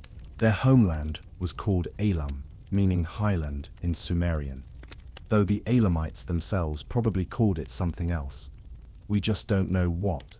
Their language, a linguistic orphan, unrelated to any known tongue, still only partially understood. Their writing, cuneiform, borrowed from the Sumerians but used to express their own strange syntax and forgotten sounds. Reading Elamite is like peering into an ancient script someone else used to whisper secrets we were never meant to hear. Their cities, Susa and Shan, Madaktu, were vibrant centers of administration and ritual. Usay in particular grew into a metropolis that would later be claimed by the Persians, but the Elamites were there first. They laid the foundations, literal brick upon brick, fired in the sun, covered in colorful glaze, temples and palaces, decorated with friezes of lions and gods, with serpent horns. It was a civilization made of mud brick and magic. Elamite kings and queens ruled as early as 200 and 700 BCE, contemporaneous with the great Sumerian cities to the west. But unlike the Sumerians, whose art focused on priests and scribes, the Elamites often elevated their royal women in monumental ways. Some queens were buried with weapons, others had tombs as grand as kings. In some inscriptions, the queen and king appear side by side, not as afterthoughts or consorts, but as co-rulers. One queen, Napirasu, even had a bronze statue cast in her likeness that weighs over 1,700 pounds. It still survives. Her hands are crossed in eternal calm, her face locked in mystery. And their gods, a pantheon that blurred the line between animal, elemental, and divine. In Shushinak, the chief deity was a judge of souls and protector of Susa. His temples sat atop great platforms, filled with offerings of silver bowls, lapis lazuli, and on special occasions, tiny model goats wearing gold collars. You don't forget details like that. The Elamites were fierce too. They clashed constantly with their Sumerian, Akkadian, and Babylonian neighbors. Sometimes they lost, but other times they didn't just win, they humiliated. Around 150 BCE, under a king named Shutruk-Nakhunte, the Elamites invaded Babylon, looted its temples, and stole the Code of Hammurabi, hauling the famous black stone stele all the way back to Susa, like a trophy. If you've ever seen that iconic law code in a museum or textbook, remember, it survived because a rival empire decided it looked good in their victory display. Despite their successes, the Elamites weren't expansionists in the same way as Assyria or Babylon. They didn't build empire-wide roads or seek global domination.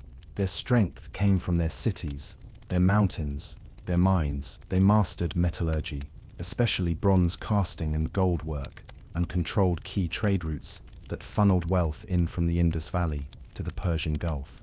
But even the mountains couldn't shield them forever. By the 6th century BCE, the rising power of the Persians, led by Cyrus the Great, absorbed Elam into their new empire.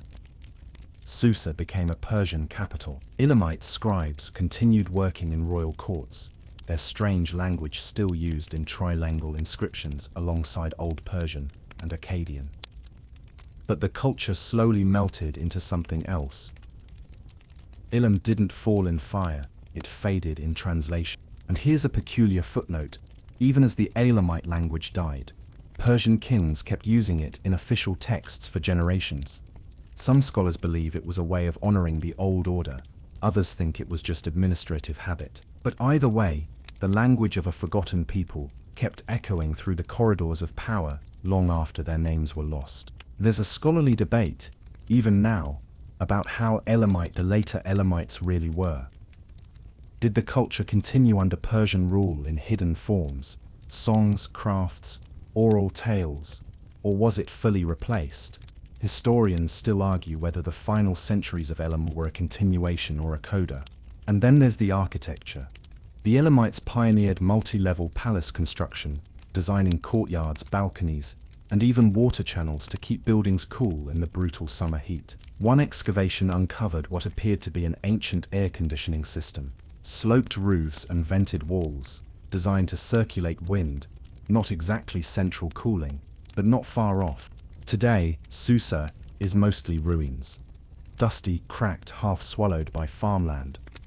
Napier Asu's statue sits in the Louvre. The Code of Hammurabi, once kidnapped by Shutruk Nakhunte, is also in a museum, looking smug and polished. But the people who carried it away, the women who were buried in layered robes beside bronze daggers, the children who learned to write in that untraceable, unlinked language, their voices have grown quiet. Still, you can sense them. In the way Persia always built on someone else's foundation, in the way the Zagros Hills still hold secrets, in the whisper of a language that doesn't connect to anything else, like a branch growing from an invisible tree. So next time someone tells you that civilization began in Mesopotamia, remind them that just over the mountains, the Elamites were already watching, already building, already carving their gods into stone and giving their queens the weight of kingdoms. South of the Zambezi River, in the savanna lands of modern-day Zimbabwe, lie walls that should not exist, stone circles without mortar, towers without a purpose, and a history that has been buried, rewritten, and quietly denied. This is Great Zimbabwe, the once golden capital of a powerful African kingdom, whose memory has been distorted for centuries by colonial lies. But the truth, like the granite walls themselves, still stands. The city of Great Zimbabwe was built between the 11th and 15th centuries CE by the ancestors of the Shona people. At its peak, it housed over 18,000 people, making it one of the largest and most complex urban centers in sub-Saharan Africa during the Middle Ages. It was the beating heart of a kingdom that ruled a vast territory and controlled trade routes linking the African interior to the Swahili coast, and from there to Arabia, Persia, and even China. The name Zimbabwe comes from the Shona phrase Dimba, Zimbabwe, meaning houses of stone, and that's exactly what the city was. Sprawling stone enclosures built with such precision that the blocks interlock perfectly, without mortar, without glue, just balanced, massive slabs of granite stacked up to 11 meters high. Some of the outer walls stretch for hundreds of meters, curving and swooping like the outline of an idea no one ever quite explained. There are three main areas: the hill complex, perched on a granite outcrop, the great enclosure, with its iconic conical tower, and the valley ruins, a spread of smaller stone homes and workshops. The hill complex was likely a royal or sacred site, high ground for ceremony, power, or protection. The great enclosure, enclosed within that towering wall, may have served as a royal palace or spiritual space. The conical tower inside, thick at the bottom, tapering toward the top, has no doors, no chambers, and no clear function. Historians still argue whether it was a symbol of fertility, authority, or something else entirely. Here's the kicker. When Europeans first stumbled across these ruins in the 19th century, They refused to believe Africans built them. Instead, they cooked up elaborate myths that Great Zimbabwe was the work of Phoenicians, Arabs, or even wandering Israelites.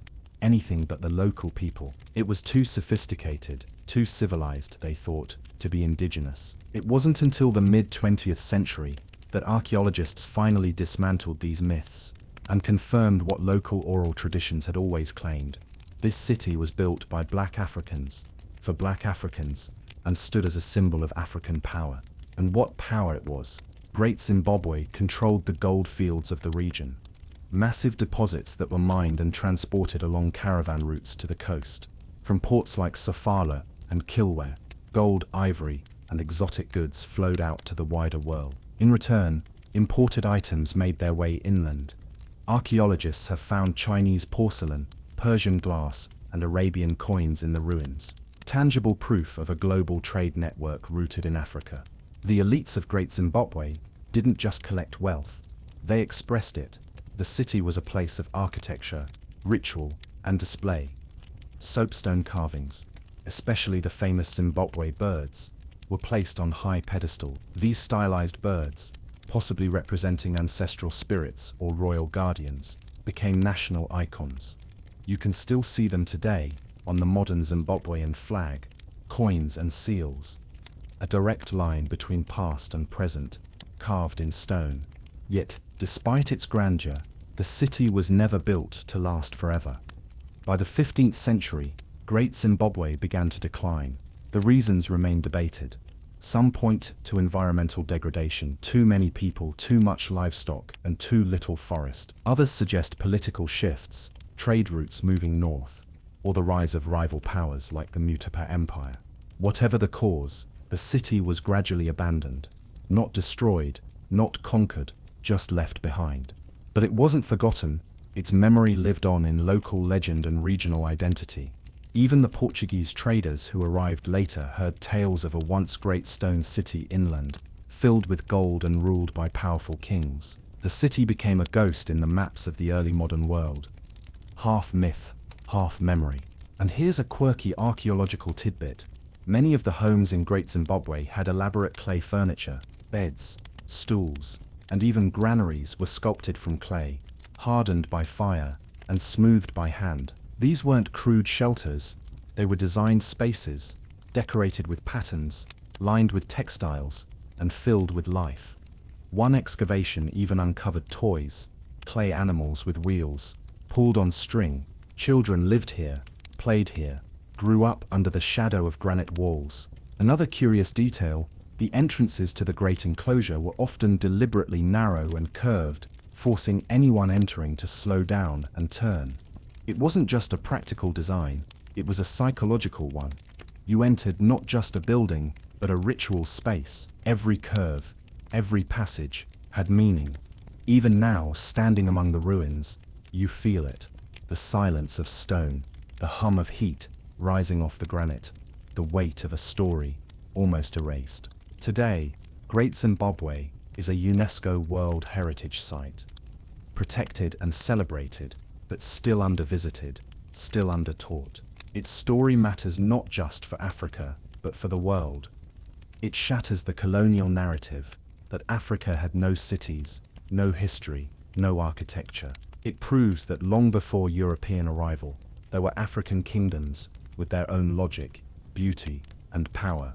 So next time, someone tells you that Africa had no monumental architecture before outsiders arrived, tell them about Great Zimbabwe. Tell them about the stone towers, the gold trade, the birds carved in soapstone, and the children's toys buried in the earth. Tell them Africa built with stone, not to mimic the world, but to shape its own.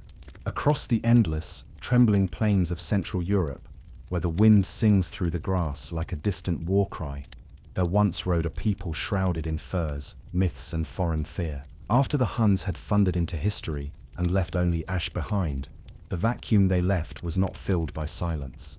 It was filled by the Avars, a confederation of mounted warriors who swept into the Carpathian Basin and made the whole of Europe shiver. From the 6th to the 9th century CE, the Avars ruled much of what is now Hungary, Austria, and the Balkans.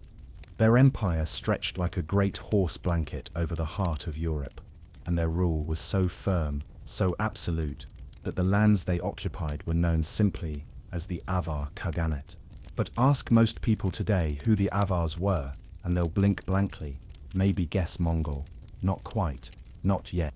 The Avars were nomads, possibly Turkic, possibly Mongolic, possibly something else entirely. Historians still argue whether they were descendants of the Ruran, a confederation destroyed by the Gokturks in Central Asia, or a fusion of defeated tribes and ambitious warlords hitching their fate to a new name.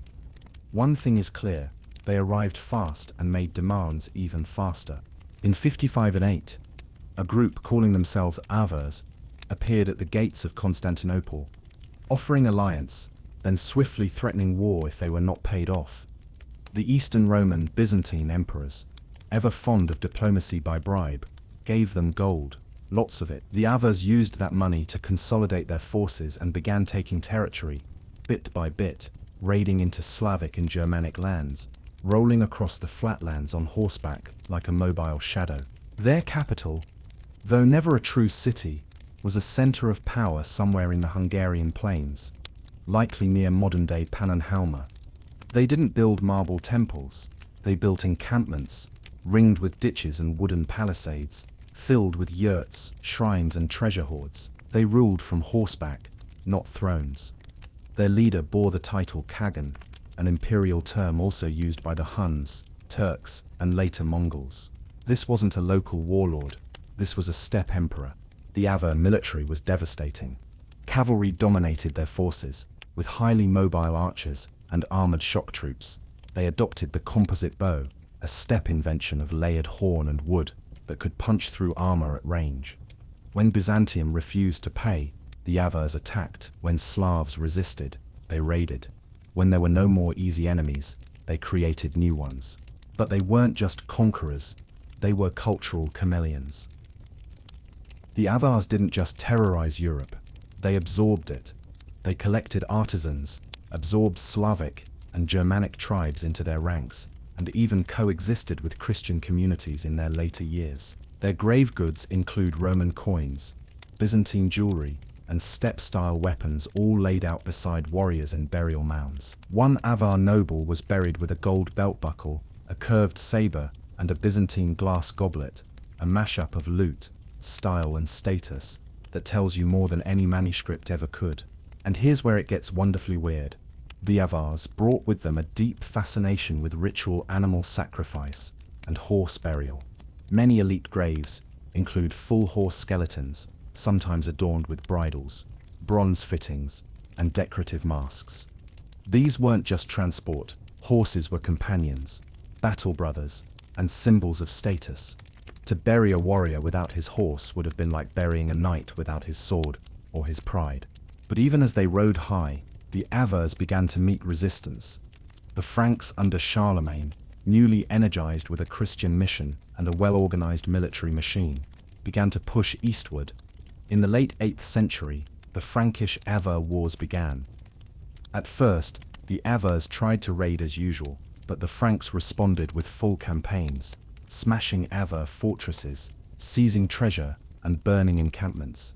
One campaign reached the so-called Avar Ring, their central stronghold, a place so rich in gold and loot that the Franks described it as a palace of wealth. They took everything: the treasury, the banners, the sacred relics. The Avar Khagan submitted, then disappeared. Their empire shattered. After that, the Avars didn't vanish overnight, but they unraveled. Some assimilated into local Slavic populations.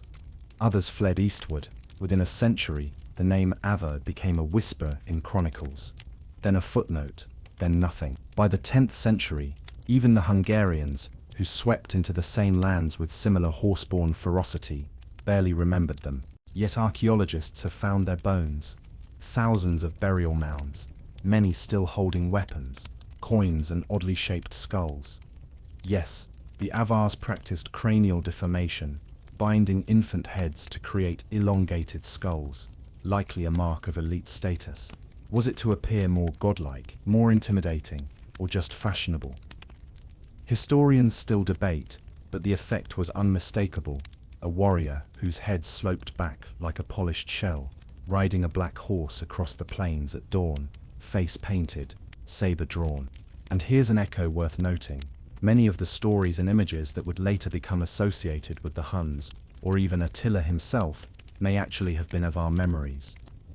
By the time chroniclers wrote their tales, the lines between Huns, Avars, Bulgars and early Magyars had blurred. The result, a composite legend of horse peoples who came from the east and terrorized Europe.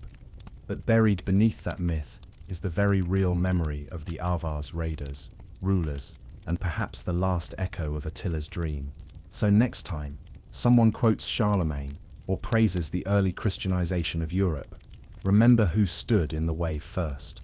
The Avars, with their gold-studded saddles, their bone-bowed archers, and their empire of tents and towers built on nobility and fear. Their cities may be gone, but the wind over the Hungarian plains still remembers the hoofbeats.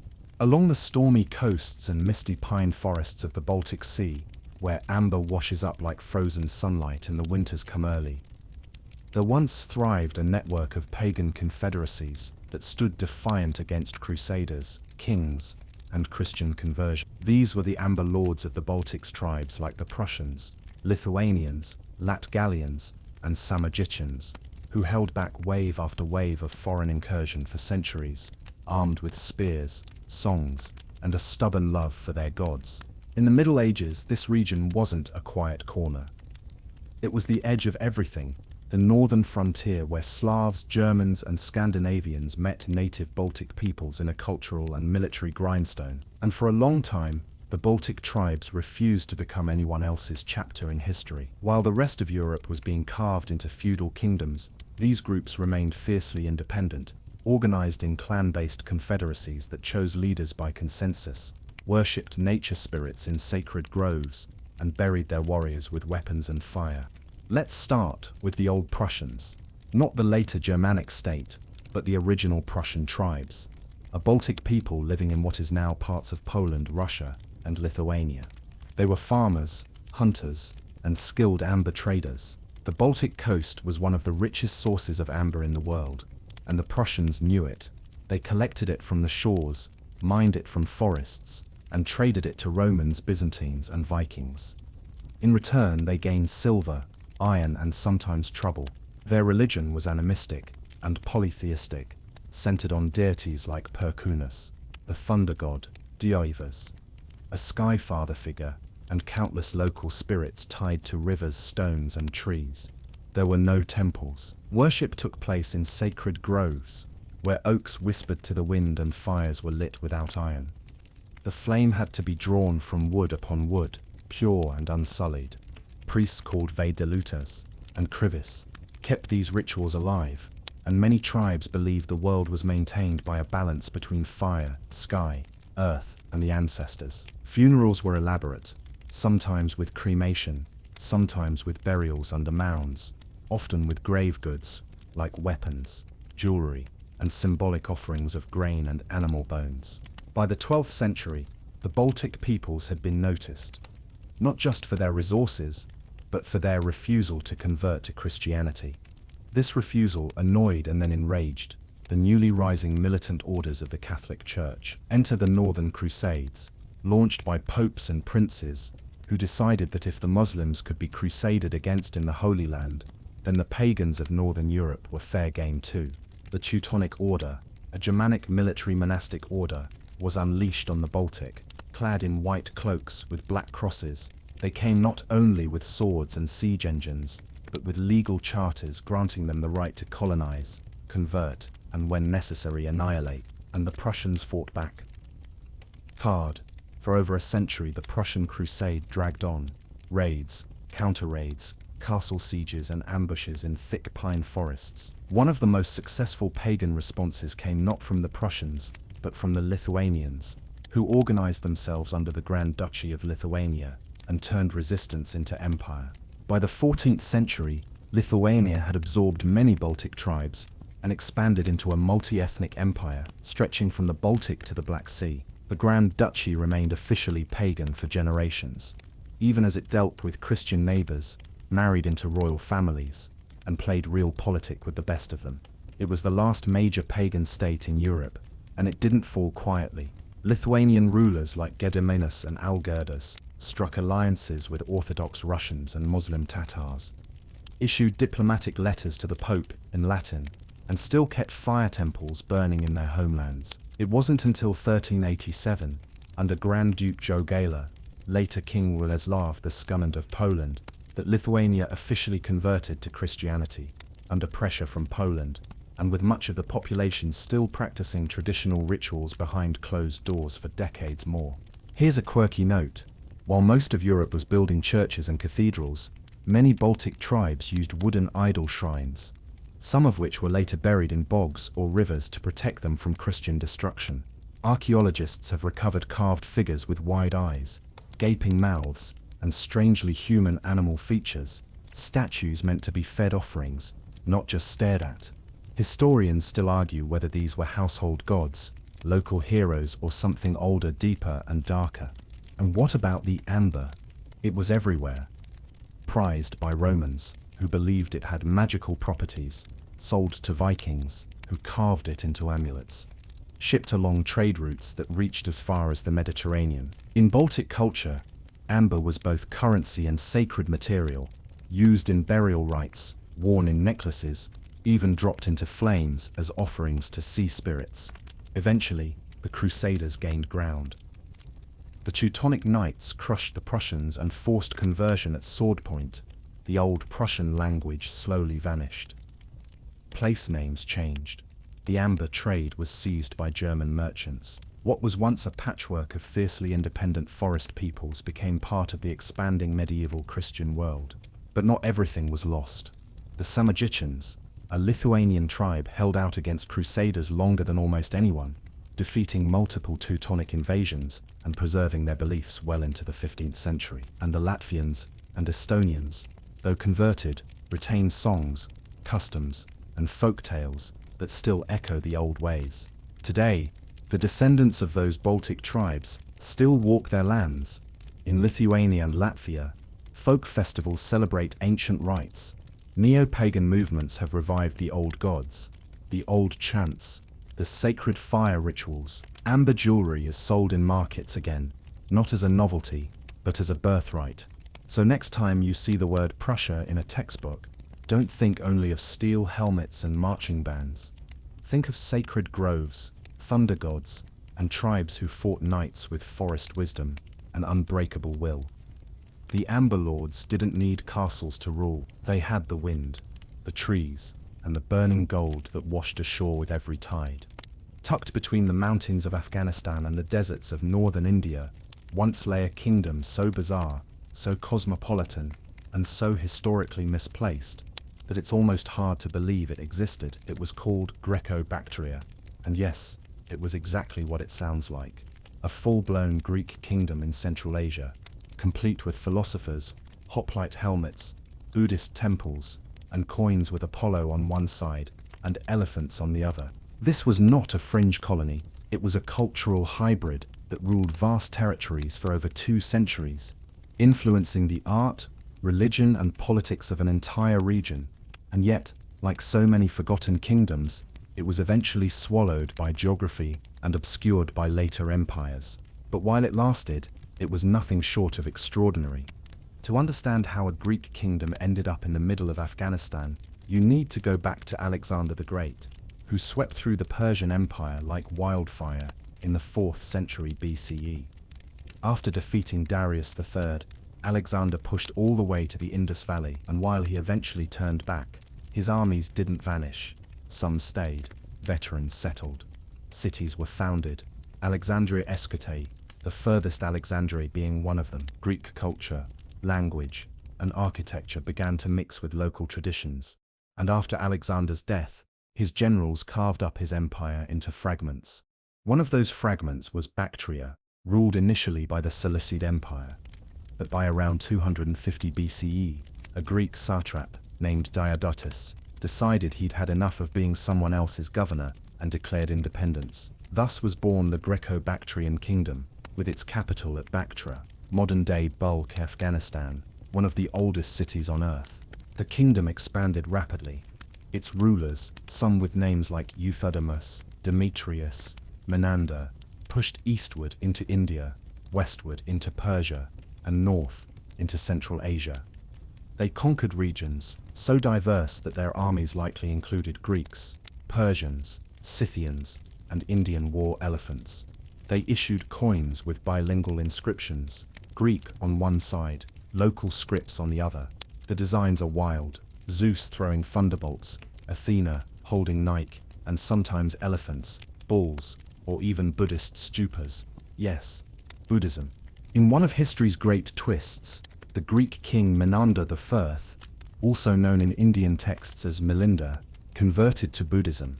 His conversation with a monk named Nagasena became a sacred Buddhist text called the Milinda Panha. It's a philosophical dialogue where Menander asks questions like, if the self changes over time, how can it be real? This is the same guy who minted coins with Greek gods. He also ruled an empire where Buddhist monasteries flourished. This fusion wasn't just spiritual, it was artistic. Archaeologists have uncovered Greco-Buddhist sculptures in the region, especially in Gandhara, modern Pakistan and Afghanistan, where Buddha is depicted with curly Hellenistic hair, togas, and even the contrapposto pose, that slight, natural lean you see in classical Greek statues. The Greeks brought proportion, realism, and marble. The locals brought spiritual themes, symbolism, and native materials. The result was a visual language that spread all the way to China and Japan. But like many hybrid empires, Greco-Bactria was also vulnerable. It was surrounded by enemies and nomadic tribes. The Seka, the Uaji, the Parthians, all of whom took turns chipping away at its borders. Internal strife didn't help. Some rulers declared independence from each other, others vanished mysteriously. One king, Agathocles, issued coins with Hindu deities, perhaps as outreach to Indian subjects, or perhaps just because he could. By the 2nd century BCE, pressure from nomadic migrations became overwhelming. The Uaji, ancestors of the Kushans, eventually overran Bactria, and the Greco-Bactrian kingdom splintered. Some remnants lingered in northern India as the Indo-Greek kingdom, but the heartland was lost. The cities crumbled, the coins stopped, the names faded.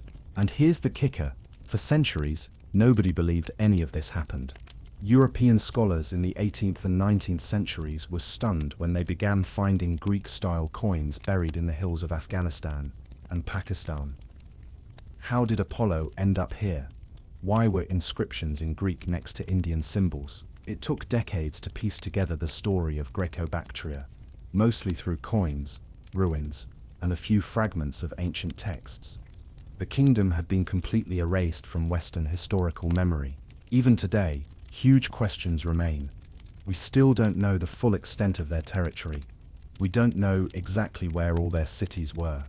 Some inscriptions remain untranslated, and historians still argue whether the Greco-Bactrians were cultural imperialists, enthusiastic fusionists, or just very pragmatic about religion and power.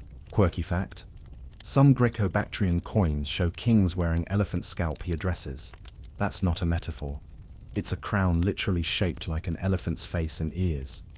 No one's sure if it was ceremonial, symbolic, or just a very bold fashion choice. But it tells you something about the place. Nothing was off limits. So next time you think of ancient Greece, don't stop at Athens or Sparta. Remember the Greek soldiers who stayed behind, the kings who rode elephants instead of chariots, the philosophers who debated Dharma instead of logos, and the sculptors who carved Buddhas with marble curls. There was a kingdom where East and West didn't just meet, they danced. And while the music has stopped, the footprints are still there in buried cities, broken coins and statues that look like Socrates met Siddhartha. England, in the 12th and 13th centuries, was ruled by a dynasty that liked to think big. The Plantagenets, starting with Henry II in 1154, inherited not just England, but vast swathes of territory in France, thanks to a clever marriage to Eleanor of Aquitaine. Suddenly, the English crown wasn't just looking across the Channel. It was holding lands from the Scottish border all the way down to the Pyrenees. This sprawling collection of territories is sometimes called the Angevin Empire, but empire might be a bit generous. It was more like a patchwork quilt sewn together with marriages, feudal oaths, and a lot of swords. Henry II was a man obsessed with order and control. He tried to standardize laws across his lands, establishing common law in England that would become the basis for modern legal systems. He also had a famously fraught relationship with Thomas Becket, the Archbishop of Canterbury, which ended with Becket's assassination in 1170, a dramatic moment that sent shockwaves through Europe and highlighted the tensions between royal power and the church. But ruling this vast domain was a nightmare. The English kings were dukes and counts in France, and their French vassals were often more loyal to the French king than to their English overlord. It was like trying to manage a multinational corporation without email or phones. Messages took weeks, rebellions flared. Alliances shifted like sand. King John, Henry's son, made matters worse. His reign, 1199–1216, is often remembered for the disastrous loss of most French territories, and the signing of the Magna Carta in 1215, a document forced upon him by rebellious barons demanding limits on royal authority. The Magna Carta didn't immediately reduce royal power, but it planted the idea that even the king had to obey the law. It's the ancestor of modern constitutions and parliaments. Meanwhile, the English crown was locked in near-constant conflict with France.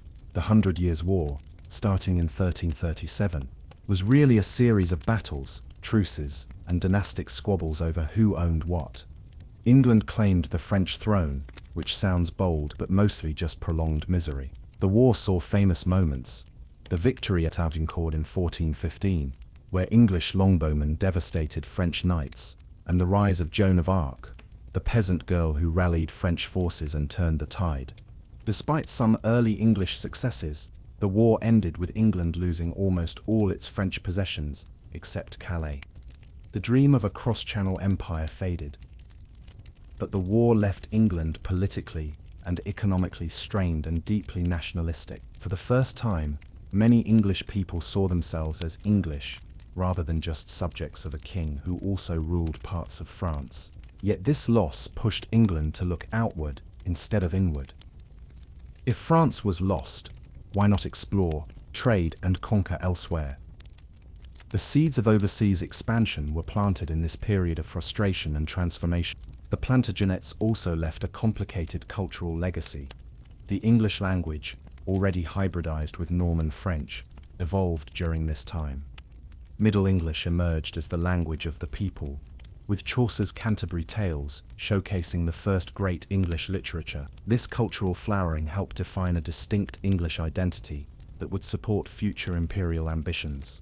A quirky fact: the Black Prince, Edward of Woodstock, son of Edward III, was famed not just for his military exploits, but for being an early fashion icon. His helmet was adorned with a peacock feather, and he supposedly introduced the idea of chivalry, as we romanticize it today. Medieval celebrity culture, if you will. Historians still argue whether the Plantagenet period was a golden age of English state-building, or a prolonged series of near disasters that set the stage for later chaos. What's clear is that it ended with a nation battered but more united, ready for the Tudor PR makeover that would follow. The loss of French lands forced England to pivot. The new focus became the sea. The English Channel, once a battleground, started to feel more like a frontier. Ambitions shifted from continental control to maritime exploration and trade. This transition was slow. It wasn't until the late 15th century that England would begin to take real steps toward empire building overseas. But the Plantagenet era's trials taught important lessons: centralized governance, legal innovation, national identity, and military experience all prepared England to start looking beyond Europe. In short, the Plantagenet Empire failed spectacularly in France, but it forged the English nation that would one day rule the seas. It was the messy adolescent stage before England's imperial adulthood. So when you hear Plantagenet Empire, think less of a neatly governed realm and more of a complicated, fractious family business with too many branches and too few phone lines. It was ambitious, chaotic, and foundational. The Plantagenets dreamed of empire but lived mostly in war and paperwork. That dream survived their downfall, carried by sailors, merchants, and queens who would finally turn it into reality. And that brings us, not so coincidentally, to the Tudors, in the lush river valley of Myanmar, where the Irrawaddy flows wide and slow beneath temples that rise like golden spears into the sky. There once stood a city whose ambition matched its beauty, an empire of pagodas, palaces, and devotion known simply as pagan, also spelled Bagan. At its height, between the 11th-13th centuries, Pagan was the heart of a kingdom that built more than 10,000 Buddhist temples, monasteries, and stupas. Today, the ruins still glow softly in the Burmese sunset, but the empire that built them has faded into history's twilight, overshadowed by kingdoms with louder stories. Pagan's story begins around 1814 CE, but it truly blossomed under King Anarata in the mid-11th century. Anarata was a warrior king, a religious reformer, and a relentless builder. When he ascended the throne, Buddhism was just one of many faiths in Myanmar, mixed freely with animism, Hinduism, and local beliefs. Anarata changed that dramatically. He embraced Theravada Buddhism, a strict monastic tradition, and he didn't just adopt it, he enforced it across his kingdom. Legend says Anarata became convinced of Buddhism's purity after meeting a monk from the Mon kingdom in southern Myanmar, who refused him sacred scriptures unless he promised to build pagodas to house them. Whether true or not, Anarata complied enthusiastically. He sent armies to seize scriptures from the Mon, brought monks from Sri Lanka and India, and filled Pagan with temples, stupas, and monasteries built from brick, stone, and gold leaf. Under Anarata and his successors, Pagan became an architectural dreamland.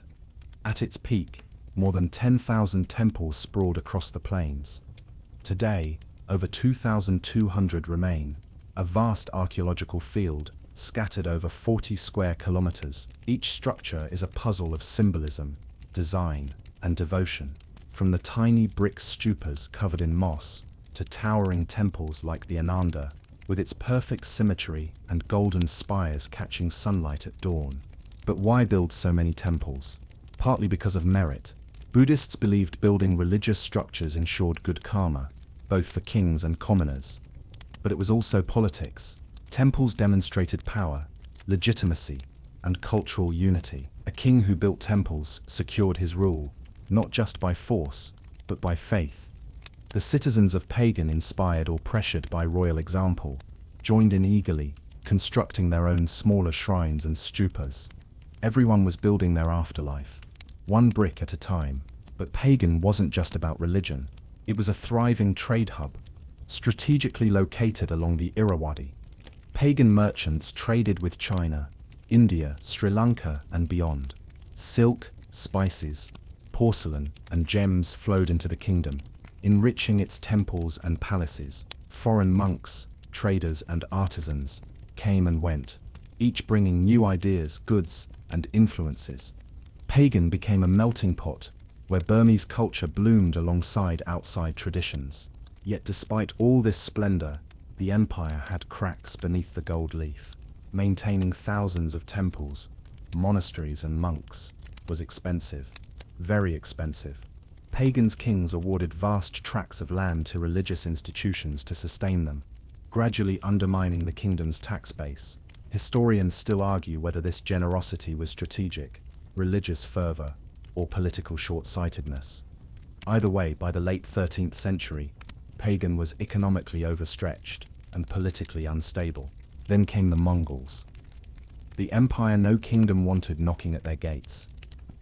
In 1277, Mongol armies under Kublai Khan invaded Myanmar, demanding tribute and submission. Pagan resisted bravely, but disastrously. Battles were fought, cities burned, and eventually, in 1287, the capital itself was sacked. Pagan's power shattered.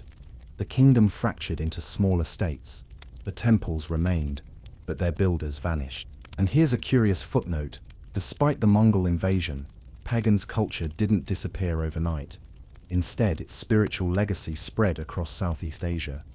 Pagan's monasteries became models for monastic education in Thailand, Laos, and Cambodia. Its architectural styles influence temples far beyond Myanmar's borders. Even the script of Burmese, refined during Pagan's Golden Age, remains in use today. One intriguing quirk of Pagan's temples is the murals inside them. While many visitors marvel at the exteriors, the interior murals tell astonishing stories. They depict scenes of daily life, religious teachings, astrology, and even subtle social commentary. Some murals show local villagers in vivid detail, farmers plowing fields, monks meditating, and court life with dances, feasts, and ceremonies. These murals are like ancient photographs, capturing a vanished world in brilliant color and unexpected realism. Another fascinating detail: Pagan architects designed temples according to precise astrological calculations. Temples were oriented according to cardinal directions, celestial alignments, or symbolic numerology. For instance, the massive Demyangi temple, Pagan's largest structure, is aligned to astronomical points, with chambers arranged to channel spiritual energy, or perhaps just to impress. Historians still debate whether these alignments had practical religious purpose, or were elaborate royal boasts. Yet, despite this meticulous planning, nature had other ideas. Over centuries, earthquakes regularly shook Pagan. Some temples partially collapsed, others lost spires or cracked open. Today, many structures lean precariously, patched and propped by modern restorers, trying to preserve what remains. Even now, Pagan still breathes history. Locals pray at centuries-old shrines, monks meditate in the shadow of ruined pagodas, and farmers plow fields amid temples. Tourists watch sunrises from temple rooftops, staring at the landscape dotted with thousands of sacred spires, golden in morning light. So next time you think about medieval Southeast Asia, look beyond the Angkor Wat or Thai palaces.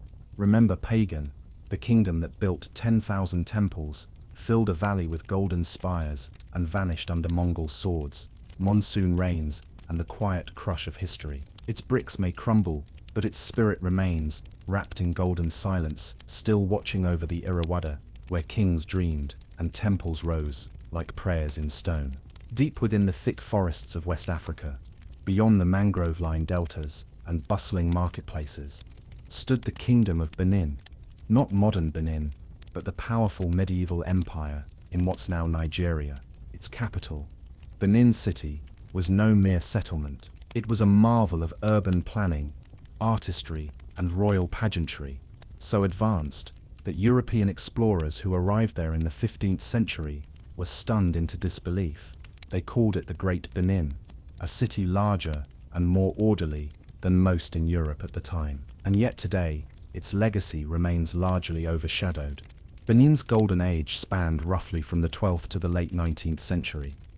At its peak, Benin City was protected by massive earthen walls, more extensive than China's Great Wall, that stretched over 16,000 kilometers in total length. Within those walls were broad avenues, neatly arranged houses, royal palaces, and artisan quarters dedicated to bronze casting and ivory carving. Benin was not a scattered collection of huts. It was a structured metropolis, built around a powerful monarchy. At the heart of the kingdom was the Oba, the divine king, whose word was law and whose rituals were essential to maintaining cosmic balance. The Oba was considered semi-divine, a descendant of the mythical founder Oran Mian, and thus linked to both gods and ancestors. He wore coral crowns, elaborate necklaces, and royal robes, decorated with intricate symbols of power.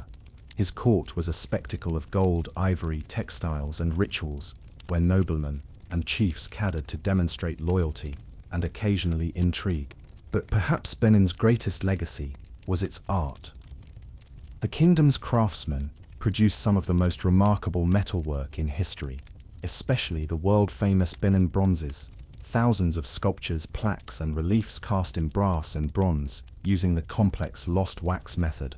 These works depicted royal life, warriors, traders, gods, animals, and mythical creatures with stunning realism and intricate detail. The artist's skills were so refined that some early European visitors, unable to believe Africans could produce such sophisticated art, wrongly assumed the bronzes had to be made by Europeans.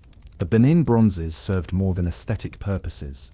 They recorded history, celebrated power, and were vital to ritual life. Palace walls and altars were decorated with plaques depicting royal histories, military victories, and spiritual ceremonies. Every bronze had meaning, every figure symbolic. These pieces weren't just art, they were visual documents of a sophisticated culture that meticulously controlled its image. Here's a fascinating detail. Benin's metalworkers were organized into guilds, tightly controlled by the Oba. The process of bronze casting was shrouded in secrecy, guarded by ritual and ancestral knowledge. Artists passed skills from father to son, preserving styles and techniques across generations. European merchants who tried to pry into their secrets were politely rebuffed. Benin artisans guarded their traditions fiercely, aware that their mastery was key to royal power and cultural pride. Trade was another cornerstone of Benin's wealth. The kingdom controlled key trade routes connecting the interior of West Africa to coastal ports. They exchanged ivory, palm oil, pepper, and later slaves for metals, textiles, and luxury goods from Portugal, Britain, and elsewhere. Portuguese explorers who reached Benin in the late 1400s described it as a sophisticated state, with skilled administrators and elaborate court rituals. Nothing like the primitive tribes European prejudice expected. But contact with Europeans wasn't always peaceful. Initially diplomatic, relations gradually soured. Europeans wanted more than trade. They wanted control.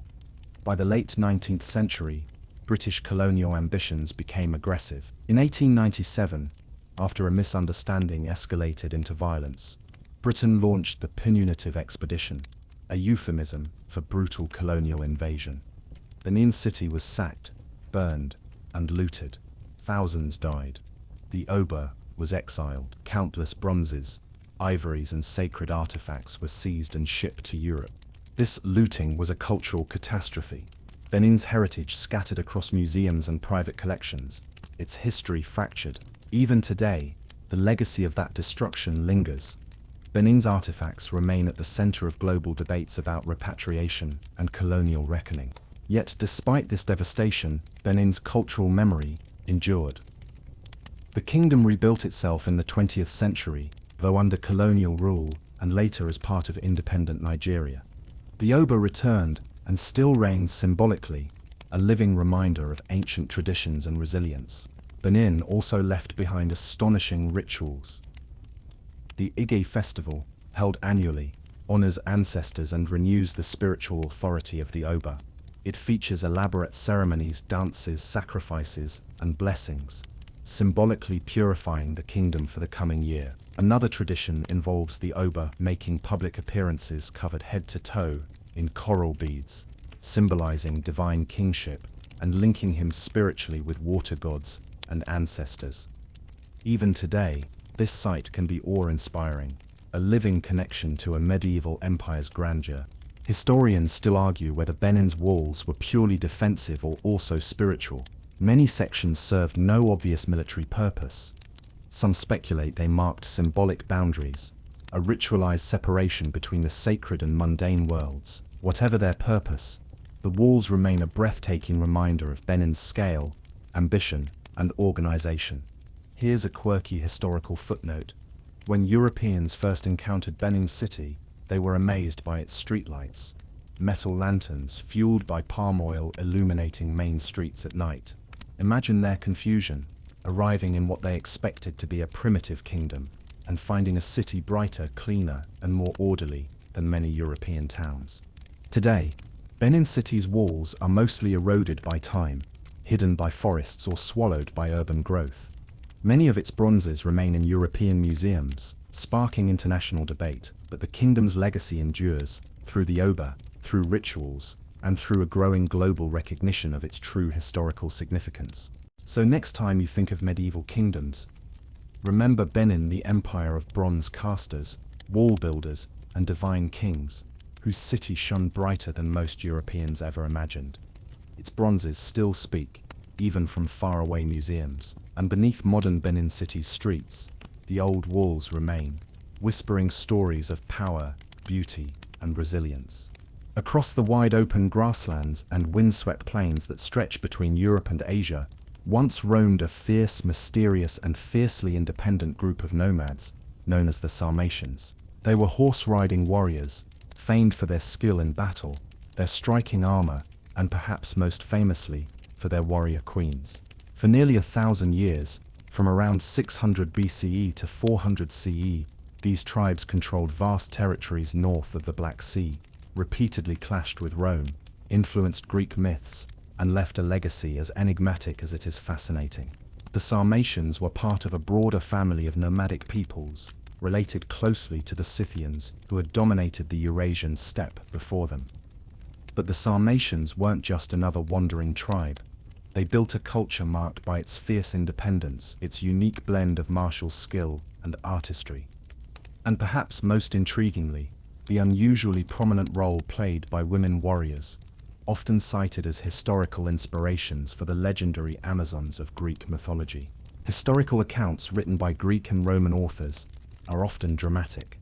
They speak of fearsome warriors, heavily armored cavalry, and terrifying combat tactics.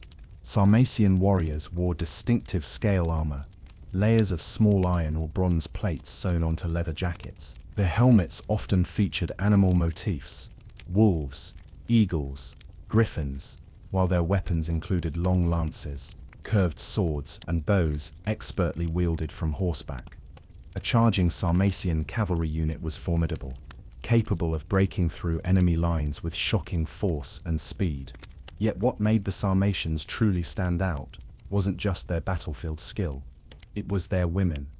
Greek historians, such as Herodotus, described Sarmatian women fighting alongside men, riding into battle, shooting arrows from horseback, and even commanding armies.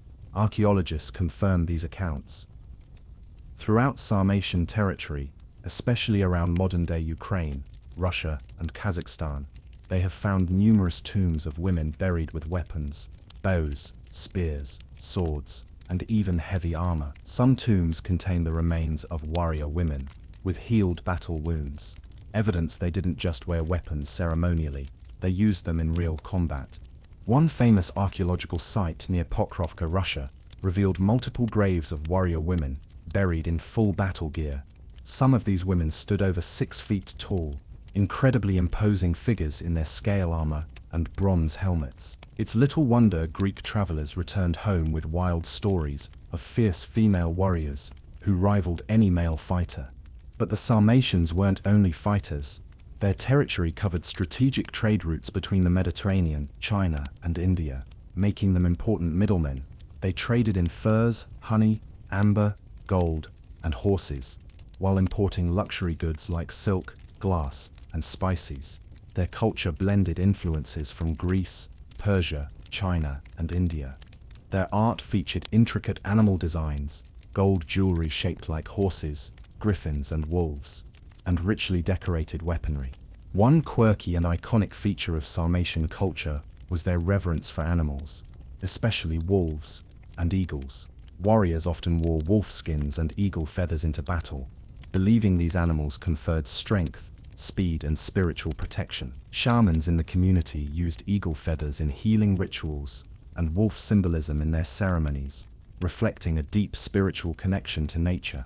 The Romans, however, were less charmed. Throughout the 1st and 2nd centuries CE, Sarmatian warriors repeatedly attacked Roman settlements along the Danube frontier. Roman emperors, including Marcus Aurelius, battled fiercely against them. Eventually, in an uneasy peace, the Romans began hiring Sarmatians as mercenaries, settling thousands of them inside the Roman Empire itself. Some historians even argue that the legendary King Arthur's knights might have had roots in Sarmatian cavalry units stationed in Roman Britain, warriors with distinctive armor, fighting styles, and traditions unlike anything in Western Europe. Yet, despite their strength, the Sarmatian world wasn't invulnerable. In the late 4th century CE, invading Huns stormed through the steppe, shattering the Sarmatian tribes and scattering their people. Many fled westward, mixing into other populations. Others assimilated into emerging groups like the Goths and Slavs. Within a century, the Sarmatians as a distinct group vanished from history. their stories absorbed into myths, legends, and the whispers of lost cultures. Historians still argue whether the Sarmatians directly inspired the Greek Amazons, or if the Amazons were simply exaggerated tales of these real warrior women. The truth likely lies somewhere in between, mythology built from fragments of reality. The Sarmatians, with their powerful female fighters and proud nomadic traditions, undoubtedly played a part in shaping these enduring legends. Another fascinating debate among scholars concerns the Sarmatian social structure. Some suggest their society may have been matriarchal, or at least matrilineal, women holding significant power and influence within tribes. Others think the warrior women phenomenon arose from practical necessity. Nomadic life required everyone, regardless of gender, to defend their herds, homes, and families. Whatever the reason, the prominence of women warriors in Sarmatian culture remains one of history's most intriguing mysteries. Today, the Sarmatians survive mostly in scattered archaeological discoveries, striking artworks, and fragmentary writings from ancient enemies.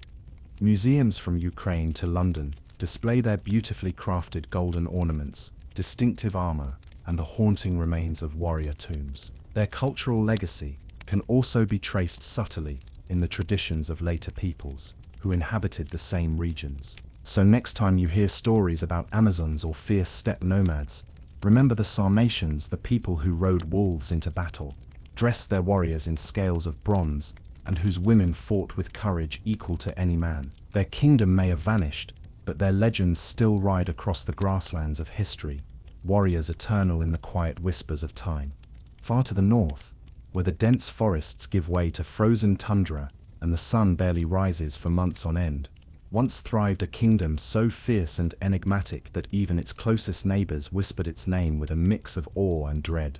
This was the kingdom of Alania, a medieval polity inhabited by the Alans, a group of Iranian-speaking nomadic horse warriors who carved out a powerful realm in the Caucasus region between roughly the 9th and 13th centuries CE.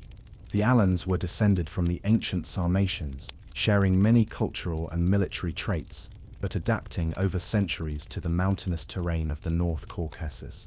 Unlike many nomadic groups that roamed vast steppe expanses, the Alans settled strategically in mountain valleys and plateaus, where they combined pastoralism with agriculture, built fortified settlements, and forged alliances that made them a formidable regional power.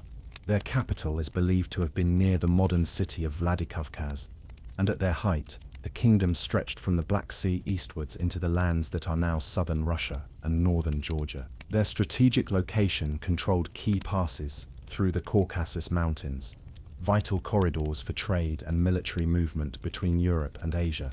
Alania's society was deeply martial, but also sophisticated. The Alans were renowned cavalrymen, expert archers and lancers who fought in heavily armored units. They developed their own style of horse armor and employed chainmail and scale armor long before many of their European neighbors. Their weapons and armor were often richly decorated, symbolizing status and spiritual protection. Unlike many nomads, the Alans embraced Christianity by the 10th century, aligning religiously with the Byzantine Empire and the Georgian kingdoms. This conversion helped integrate Alania into the medieval Christian world and provided a cultural bridge between the nomadic steppe and settled mountain civilizations. They built impressive churches and monasteries, some of which survive in ruins, carved from stone and echoing Byzantine architectural influences. These religious centers were not just spiritual hubs, but also centers of learning and culture. One remarkable feature of Alan society was their complex clan structure and tribal leadership. Power was often shared among noble families, with the king or grand prince chosen from the most powerful lineages. This sometimes led to fierce rivalries, but it also meant a system of checks and balances unusual for nomadic or semi-nomadic polities. Trade thrived in Alania, connecting silk and spices from the east with furs and metals from the north. Their markets were cosmopolitan, frequented by merchants from Byzantium, the Arab world, and the emerging Russian principalities. The Alans became known as skilled horse breeders and traders, supplying horses prized by warriors across Eurasia. However, Alania's fortune changed dramatically in the 13th century with the arrival of the Mongols, The Mongol invasions swept through the Caucasus with terrifying speed and devastation. Alania was no exception. Mongol armies crushed cities, destroyed fortresses, and depopulated vast areas, though some Alanans fled westward into the Balkans and Eastern Europe, where their descendants are often associated with the Ossetians and even certain medieval mercenary groups. The kingdom itself collapsed. Historians still debate the full extent of Alania's power and influence, as much of their history survives only in Byzantine chronicles, Arab geographies, and later Russian sources. Archaeological work in the region has uncovered burial mounds filled with horse gear, ornate weapons, and intricate jewelry, evidence of a warrior aristocracy with far-reaching cultural ties. A curious cultural trait among the Alans was their tradition of sky burial, where the bodies of the dead were left exposed on mountaintops to be consumed by vultures and elements. This practice reflected their connection to nature and the belief in spiritual rebirth, contrasting with the Christian burial customs they also adopted. Scholars still argue whether this tradition persisted alongside Christianity or was gradually abandoned. Another fascinating aspect is the legend of the Alan queens, women who not only led in battle but also influenced diplomacy and succession. Chroniclers wrote of strong female leaders who commanded respect and wielded real power, adding to the mythic tapestry that later inspired tales of Amazon-like warrior women across Eurasia. Today, the legacy of Alania survives most clearly in the culture and language of the Ossetians. Their direct descendants, Ossetian language, an Eastern Iranian tongue, preserves many elements of the ancient Alan speech. Festivals, folklore, and traditional dress still echo those medieval roots. So next time you think of the Caucasus as just a rugged borderland, remember Alania, the mountain kingdom of horse warriors, Christian princes and fierce queens who stood between empires, bridged cultures, and whose spirit still rides with the winds across the high peaks. Far to the southwest of the great African deserts, where the Senegal and Niger rivers carve fertile valleys through dusty savannas, there once thrived a kingdom so vast, so wealthy, and so culturally rich that it dominated West Africa for centuries. This was the Mali Empire, a sprawling empire of gold, scholars, and mystics that shaped the destiny of a continent long before Europeans set foot there. Founded in the early 13th century by the legendary ruler Sundiata Keita, Mali grew from a coalition of small kingdoms into an empire stretching over 1 million square kilometers, covering parts of modern-day Mali, Senegal, Guinea, Niger, and beyond. Sundiata's story is one of triumph over exile and adversity, told in epic oral traditions as the Lion King, who united the Mandinka people and established justice and prosperity. Mali's power was built on control of the trans-Saharan trade routes.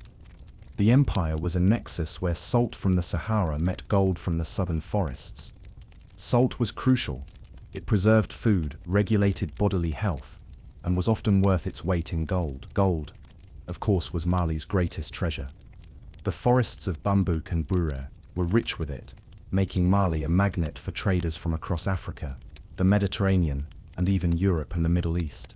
At the empire's heart lay the city of Niani, Sundiata's capital, and more famously, Timbuktu, a city that became a beacon of Islamic learning, wealth, and culture.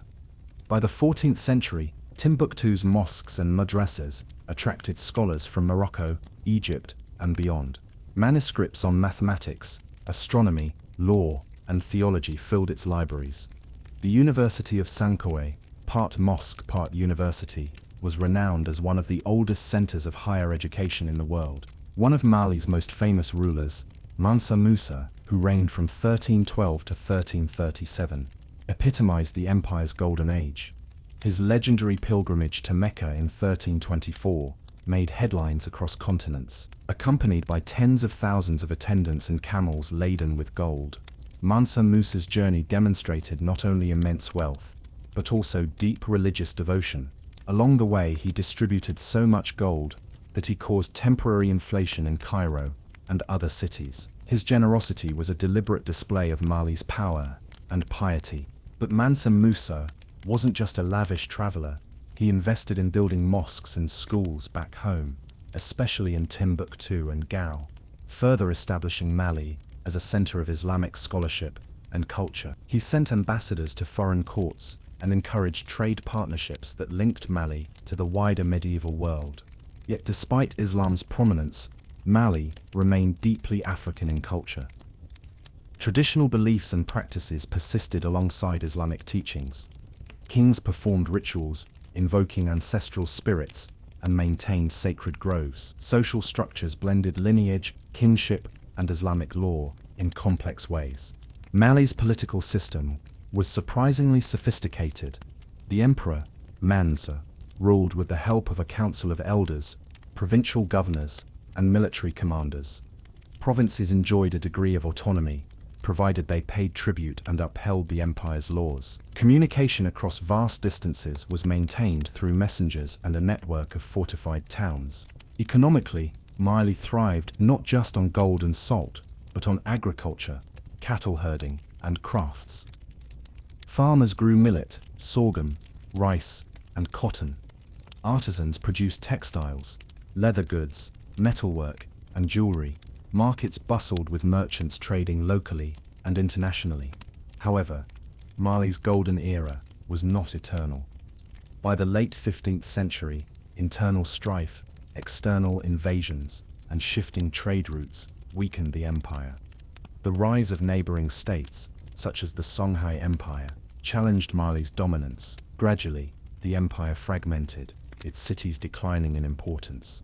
Historians still debate the extent to which Mali's decline was due to environmental factors, political instability, or external pressures. Some argue that over-reliance on trans-Saharan trade left Mali vulnerable to changes in trade patterns, especially with the arrival of European sea routes, bypassing the Sahara.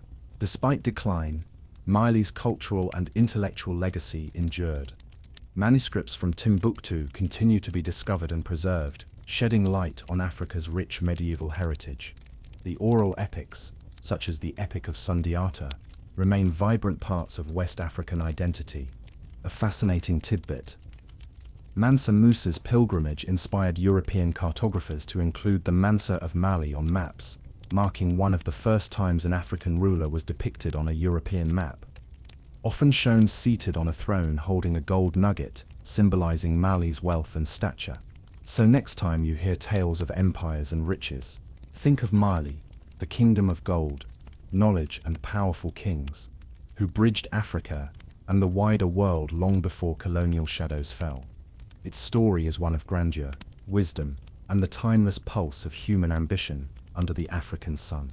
From the rolling hills and fertile plains of Central Europe emerged a kingdom cloaked in mystery, resilience, and fierce independence.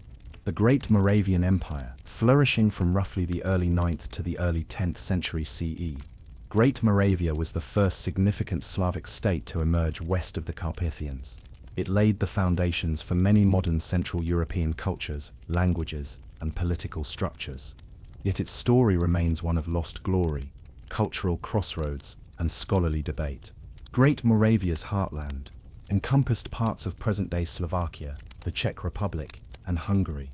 It rose as a successor to earlier Slavic settlements, uniting disparate tribes under a single ruler, who wielded power through alliances, warfare, and religious transformation. Unlike sprawling empires built on vast conquests, Great Moravia was a regional power, small in size compared to its neighbors, but ambitious in scope and rich in cultural achievements.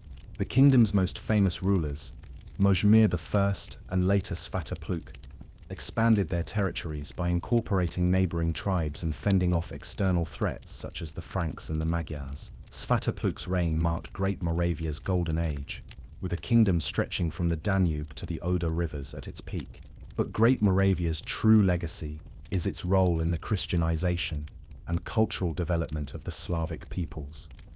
In 8063 CE, Byzantine missionaries Cyril and Methodius arrived at the invitation of Moravian rulers to spread Christianity in the Slavic tongue. These two brothers developed the Glagolitic alphabet, the first written script for Slavic languages, which later evolved into the Cyrillic alphabet still used across Eastern Europe. Their mission was groundbreaking. Prior to this, Christianity was typically spread in Latin or Greek, languages inaccessible to common Slavs.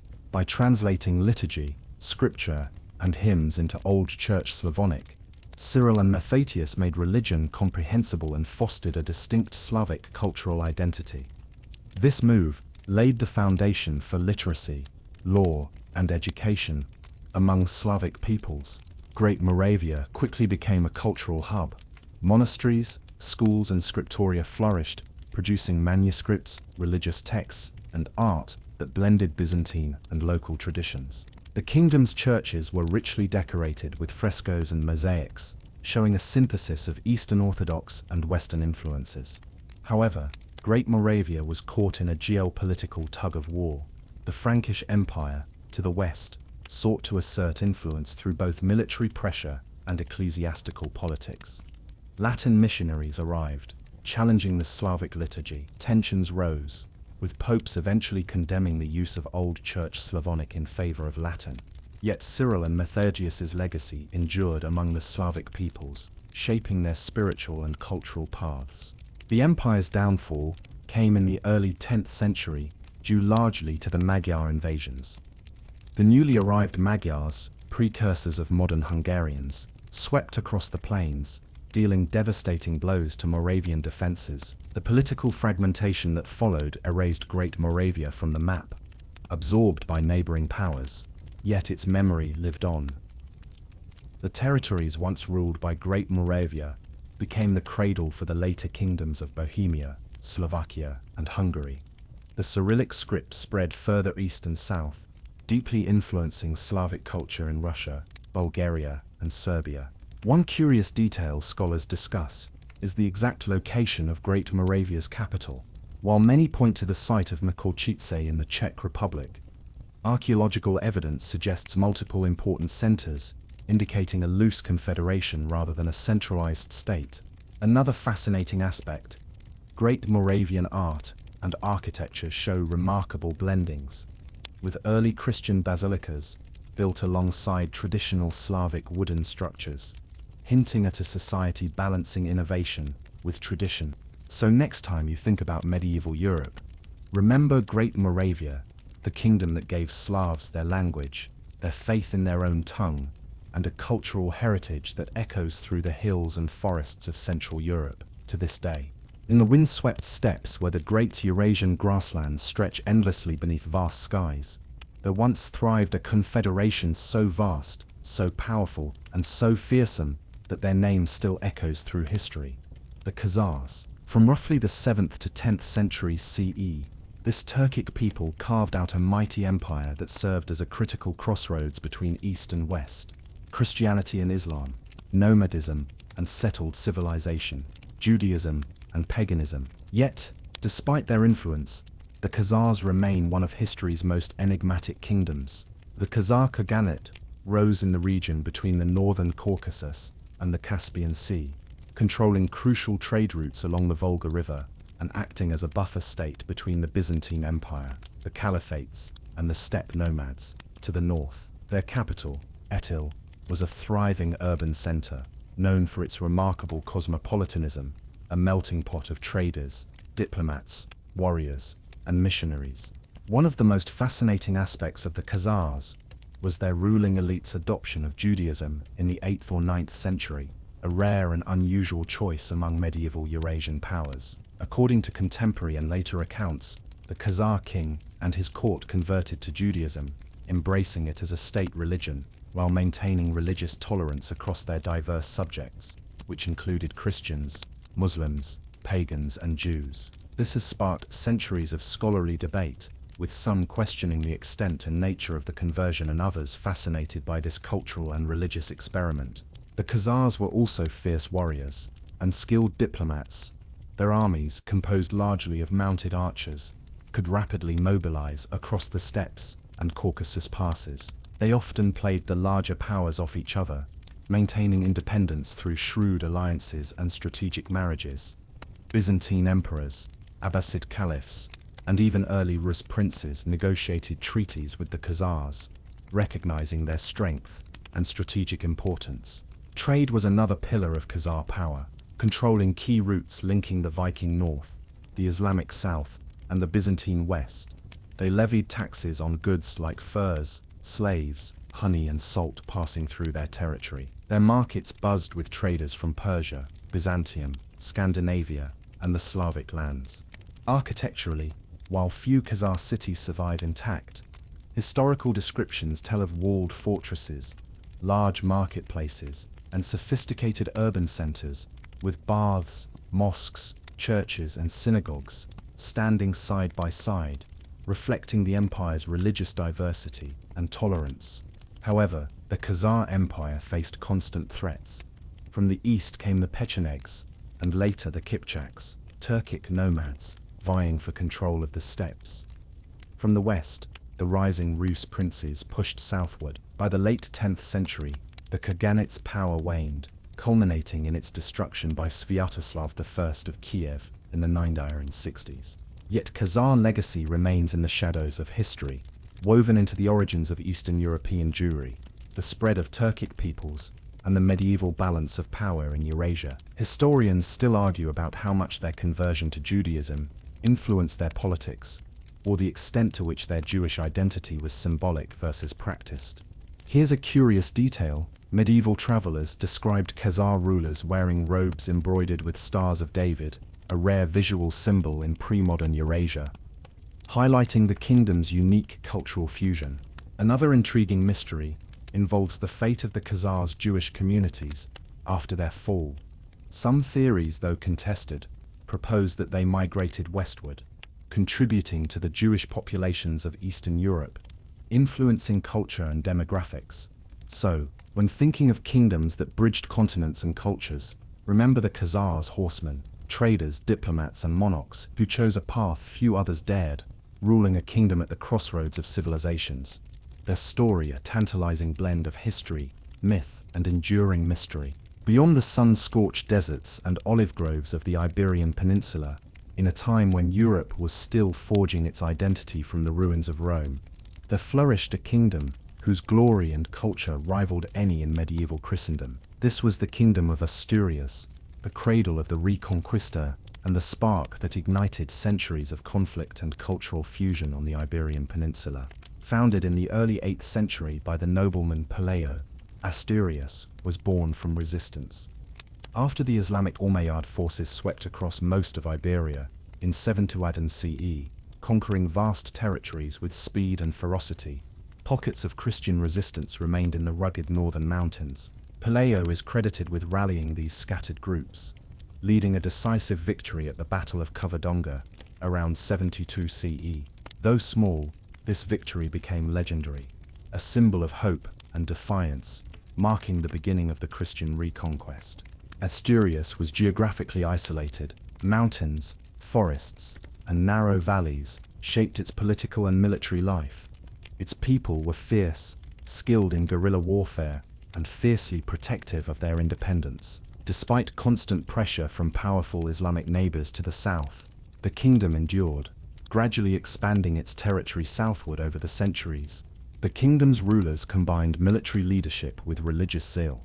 Kings like Alfonso I and Ramiro I fortified mountain passes, built churches, and promoted monastic culture. The kingdom became a center for the preservation of Christian scholarship and Latin learning, at a time when much of Europe was struggling with political chaos. Asturias's cultural identity blended Visigothic traditions with local customs and Christian piety. Its architecture reflects this mixture. Early churches used horseshoe arches, a style later adopted by Islamic architects in Al-Andalus, showing the fluid cultural exchanges across religious lines. The famous pre-Romanesque churches of Asturias, like Santa Maria del Naranco and San Miguel de Liga, are masterpieces of medieval art, featuring intricate stone carvings, vaulted ceilings, and symbolic decoration. Trade and agriculture were central to Asturias's economy. Though the terrain was challenging, the people cultivated cereals, raised livestock, and harvested timber. Coastal towns engaged in fishing and maritime trade along the Bay of Biscay. The kingdom maintained diplomatic relations with other Christian realms, including the Franks, who occasionally sent support against the Moors. One fascinating aspect of Asturias was its role as a refuge for Visigothic nobility and clerics fleeing the Islamic conquest. This influx preserved many legal codes, religious traditions, and cultural practices that might otherwise have been lost, shaping the medieval Iberian Christian identity. Asturias also served as a launchpad for the broader Reconquista, the centuries-long Christian effort to reclaim the peninsula. Its military successes inspired other kingdoms like Leon, Castile, and Navarre. The symbolic importance of Asturias as the first Christian kingdom in Iberia became a powerful unifying myth for later rulers. Despite its importance, Asturias was relatively small and politically fragmented compared to later Spanish kingdoms. Succession disputes and internal rivalries occasionally weakened it, but its symbolic role remained unchallenged. A quirky detail: early Asturian kings minted coins with inscriptions in Latin, sometimes featuring Christian symbols alongside Visigothic motifs. These coins were not just currency but tools of propaganda, asserting legitimacy and faith in turbulent times. Another curious note: the legendary Cueva de Covadonga, where Pelayo is said to have hidden and prayed before battle, became a major pilgrimage site, blending Christian devotion with local folk traditions. The sanctuary there still draws visitors who seek connection to Asturias's foundational myths. Eventually, Asturias evolved into the Kingdom of Leon in the 10th century, expanding its territory and influence. Yet the legacy of Asturias, its spirit of resistance, its fusion of cultures, and its role as the seedbed of Spanish Christian identity, endure. So next time you hear about medieval Spain, remember Asturias, a rugged kingdom born from defiance, where mountain warriors and monks shaped the destiny of a peninsula and laid the groundwork for centuries of history, conflict, and cultural blending beneath the Iberian sun. In the lush rainforests and fertile plains of Central Africa, nestled along the Great Congo River and its tributaries, there once thrived a kingdom of staggering influence and artistry, the Kingdom of Congo. From its emergence in the late 14th century through the 17th century, Congo was a powerful, centralized state that engaged diplomatically and commercially with European powers, while maintaining rich cultural traditions that shaped the region for centuries. At its height, the Kingdom of Congo controlled vast territories encompassing parts of modern-day Angola, the Democratic Republic of Congo, and Gabon. Its capital, Mbanza, Congo, was a bustling urban center with palaces, churches, markets, and intricate administrative structures. The city impressed early European visitors with its size, organization, and the presence of Christianity, introduced by Portuguese missionaries. The Kingdom of Congo was ruled by a king known as the Mana Congo, who wielded authority over regional governors and chiefs. The political system was sophisticated, with a council of nobles advising the king and a network of provincial rulers managing distant territories. The Mana Congo's court was a blend of indigenous traditions and Christian elements, reflecting the kingdom's unique position at the crossroads of African and European worlds. Congo's contact with Portugal began in the late 15th century, shortly after Portuguese explorers reached the West African coast. The kingdom embraced Christianity enthusiastically. In 1491, King Nzinga and Nekawu converted, taking the Christian name João I. This conversion facilitated diplomatic and trade relations with Europe, but also introduced new complexities, including religious tensions and shifting power dynamics. Trade formed the backbone of Congo's economy. The kingdom exported ivory, copper, raffia cloth, and later slaves to Portuguese merchants, importing firearms, metal goods, and luxury items. Portuguese influence introduced new military technologies and styles, transforming Congo's armies into formidable forces. Culturally, Congo was renowned for its artistic achievements, especially in wood carving, metalwork, and textiles. Congo artisans produced intricate masks, statues, and ritual objects, often imbued with spiritual significance. One iconic art form was the Nkisi Nkondi power figures, carved from wood and embedded with nails, or blades, believed to house spirits that could protect or punish. These figures combined artistry with complex religious practices, reflecting a deep understanding of power and mediation between the physical and spiritual worlds. Religious life in Congo blended Christianity with traditional beliefs. Ancestor worship, spirit possession, and ritual healing coexisted alongside Catholic rites. This syncretism created a dynamic spiritual landscape where Christian saints often overlapped with indigenous deities and ancestral spirits. However, Congo's relationship with Portugal was a double-edged sword. While early contacts brought benefits, they also led to increased European interference, missionary pressure, and the tragic growth of the Atlantic slave trade. As Portuguese demand for slaves intensified, Congo's social fabric was strained. Rival factions within the kingdom vied for control, sometimes aligning with European powers, exacerbating internal conflicts. By the late 17th century, Congo faced significant decline. Portuguese colonial ambitions deepened, and internal strife fragmented the kingdom. Despite this, Congo's cultural and political legacy persisted in the region, influencing successor states and communities. A fascinating detail lies in Congo's written correspondence.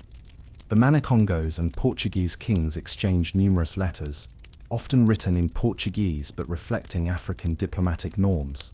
These letters reveal a kingdom deeply engaged in global politics, negotiating alliances, trade, and religious matters with sophisticated diplomacy. Another intriguing aspect is the kingdom's coinage and symbols of authority. While Congo didn't mint coins, it adapted European regalia, crowns, robes, and swords as symbols of royal power, blending foreign and local iconography in a way that reinforced legitimacy. Today, the descendants of the Kingdom of Congo's people preserve many traditions, languages, and crafts. The Kikongo language and cultural practices endure, and interest in Congo's history has grown, challenging earlier simplistic narratives about Africa's past. So, when thinking of powerful African kingdoms, remember Congo, a vibrant polity where African innovation met European contact, where kings wore crowns and carved in kisi, and where the pulse of history beats strong beneath the tropical canopy along the Great Congo River. Far to the west, across the Atlantic and beneath the vast Caribbean sun, lay a kingdom unlike most others of the Americas, the Taino chiefdoms.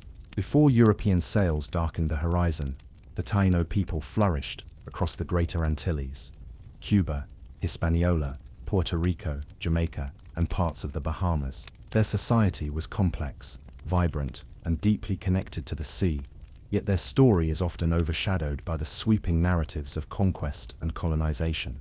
The Taino were an Araucan-speaking people, believed to have migrated from South America centuries earlier. By the time Columbus arrived in 1492, their population numbered in the hundreds of thousands, organized into chiefdoms ruled by cacique, hereditary leaders who governed villages and coordinated agriculture, trade, and religious life.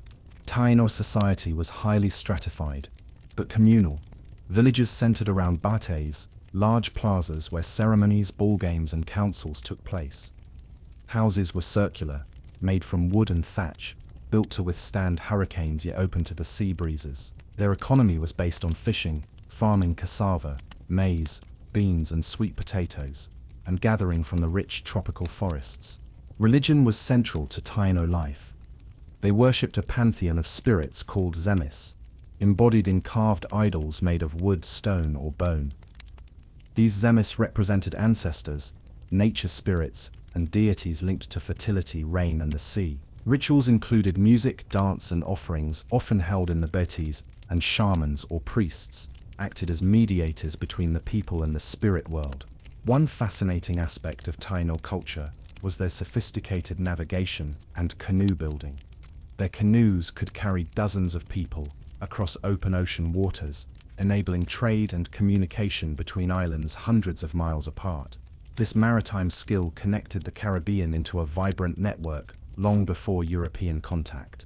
Socially, the Taino valued cooperation and shared resources, with extended families forming the backbone of communities. Artistic expression flourished in pottery, weaving, petroglyphs, and ceremonial objects. Their craftwork often featured geometric patterns and stylized animal motifs, symbolizing their deep bond with nature. Yet the arrival of Europeans changed everything.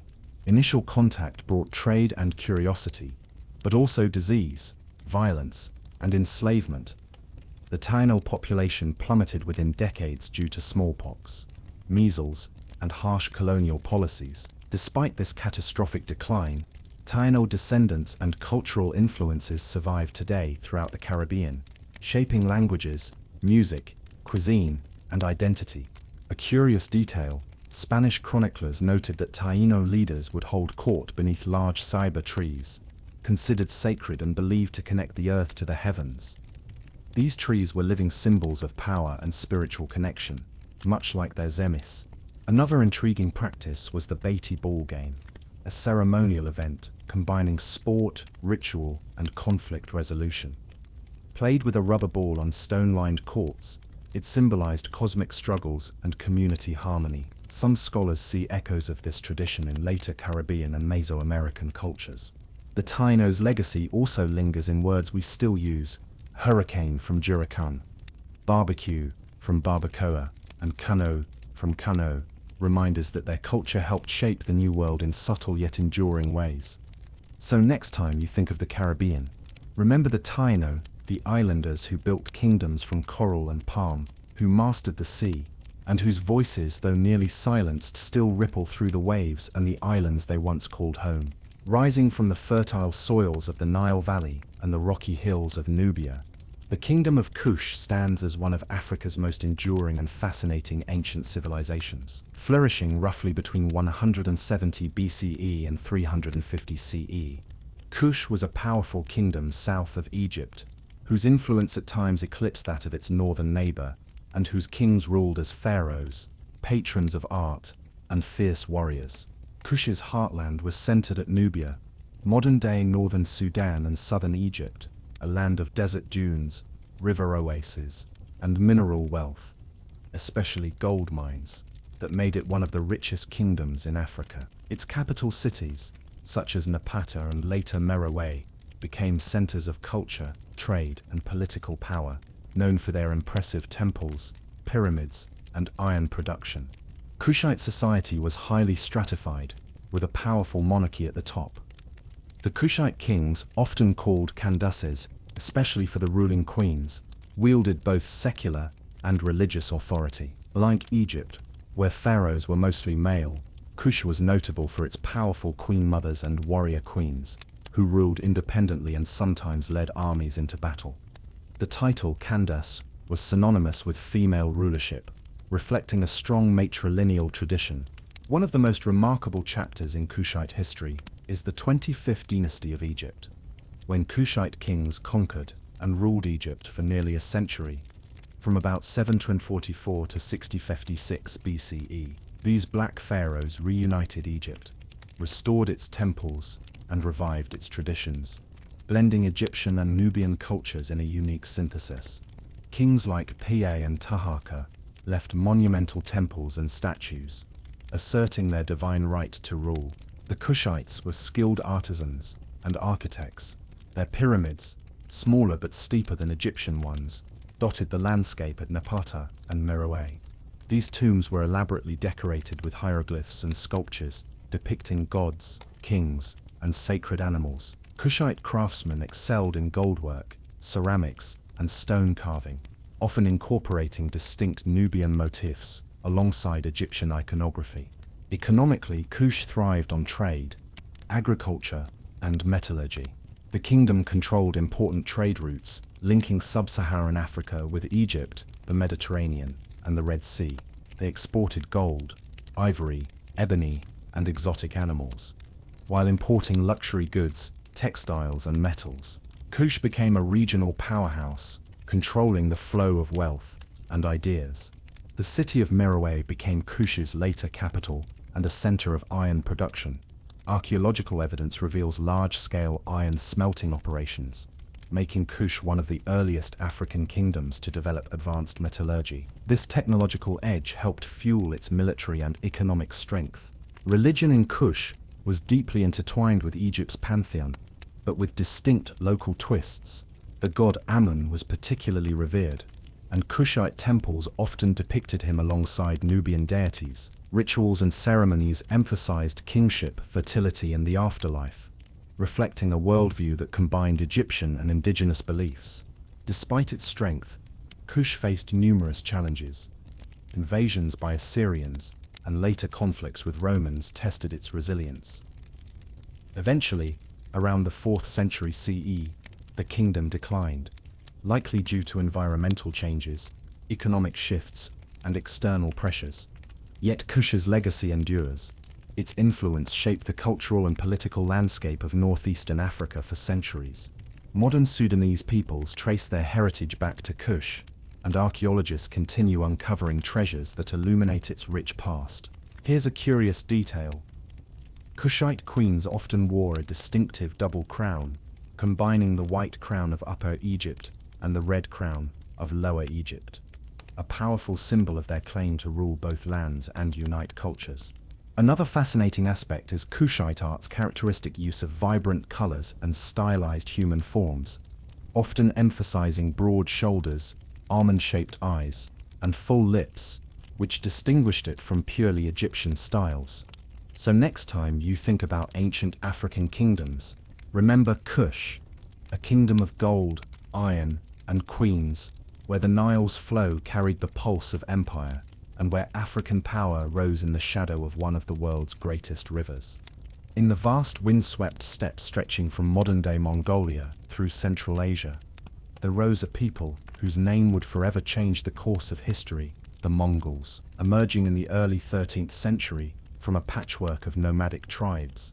They forged the largest contiguous land empire the world has ever seen, spanning from the Pacific Ocean to the edges of Europe in just a few decades under the leadership of Genghis Khan.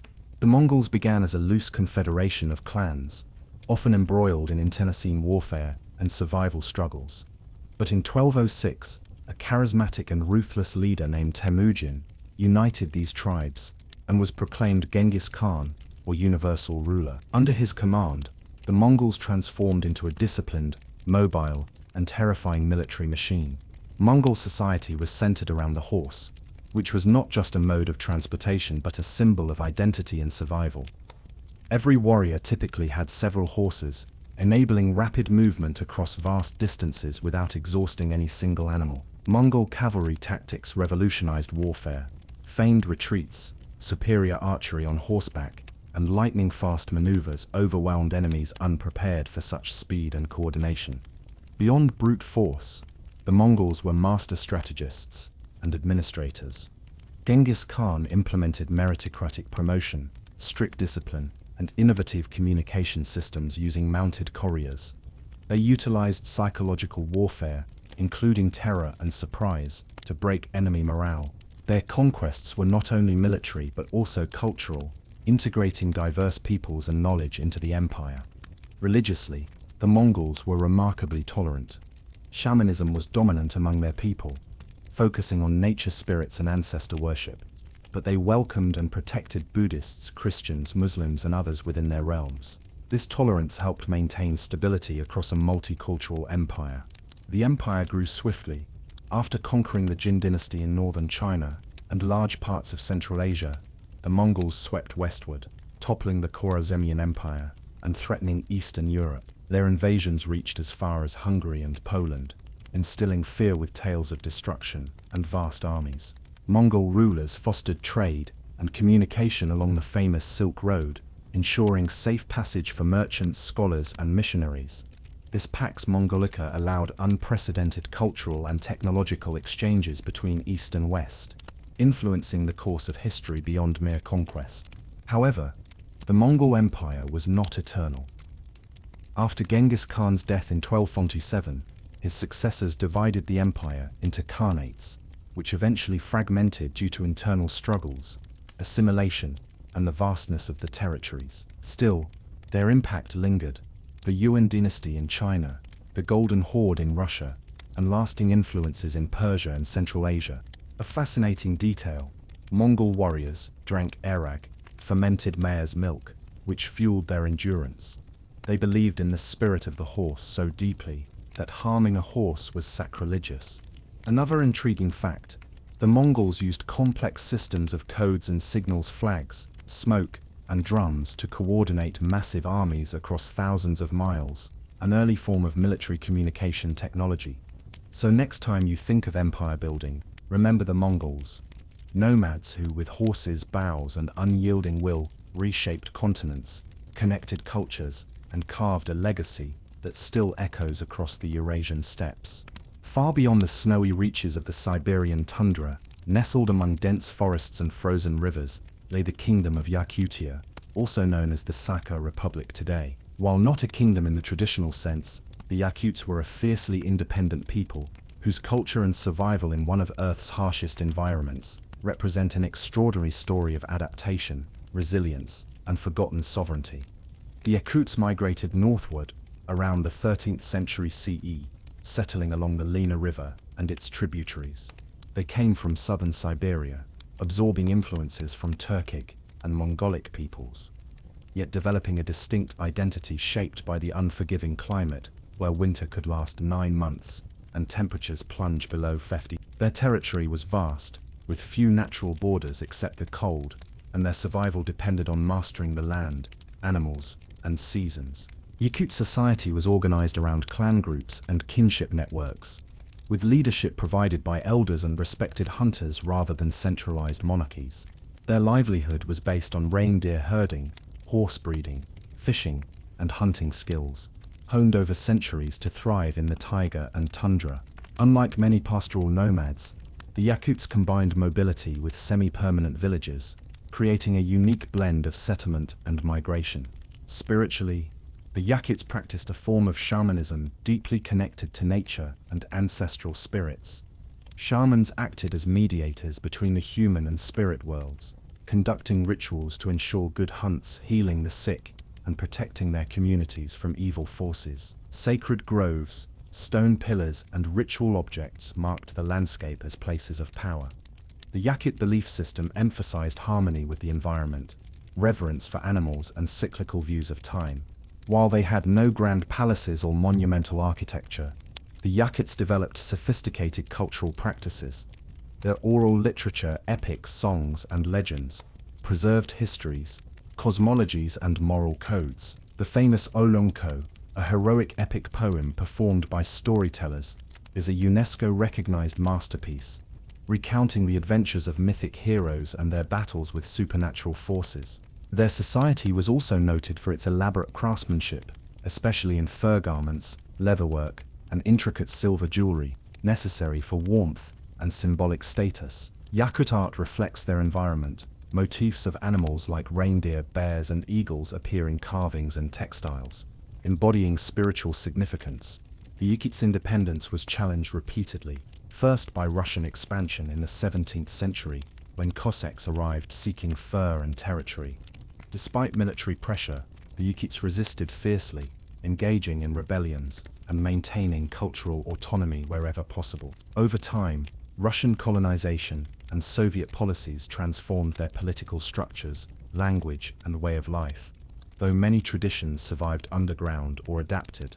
A fascinating detail about Yakut culture is their sophisticated astronomy and calendar system, tracking lunar cycles and seasonal changes crucial for timing hunts and migrations.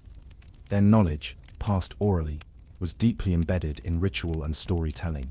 Another intriguing element is the Yakuts' use of permafrost burial, preserving the dead in frozen tombs that have yielded remarkably intact artifacts and human remains, providing insight into ancient ways of life and environmental adaptation. Today, the Yakuts are a vibrant people within the Russian Federation, striving to preserve their language, traditions, and identity amidst modern challenges.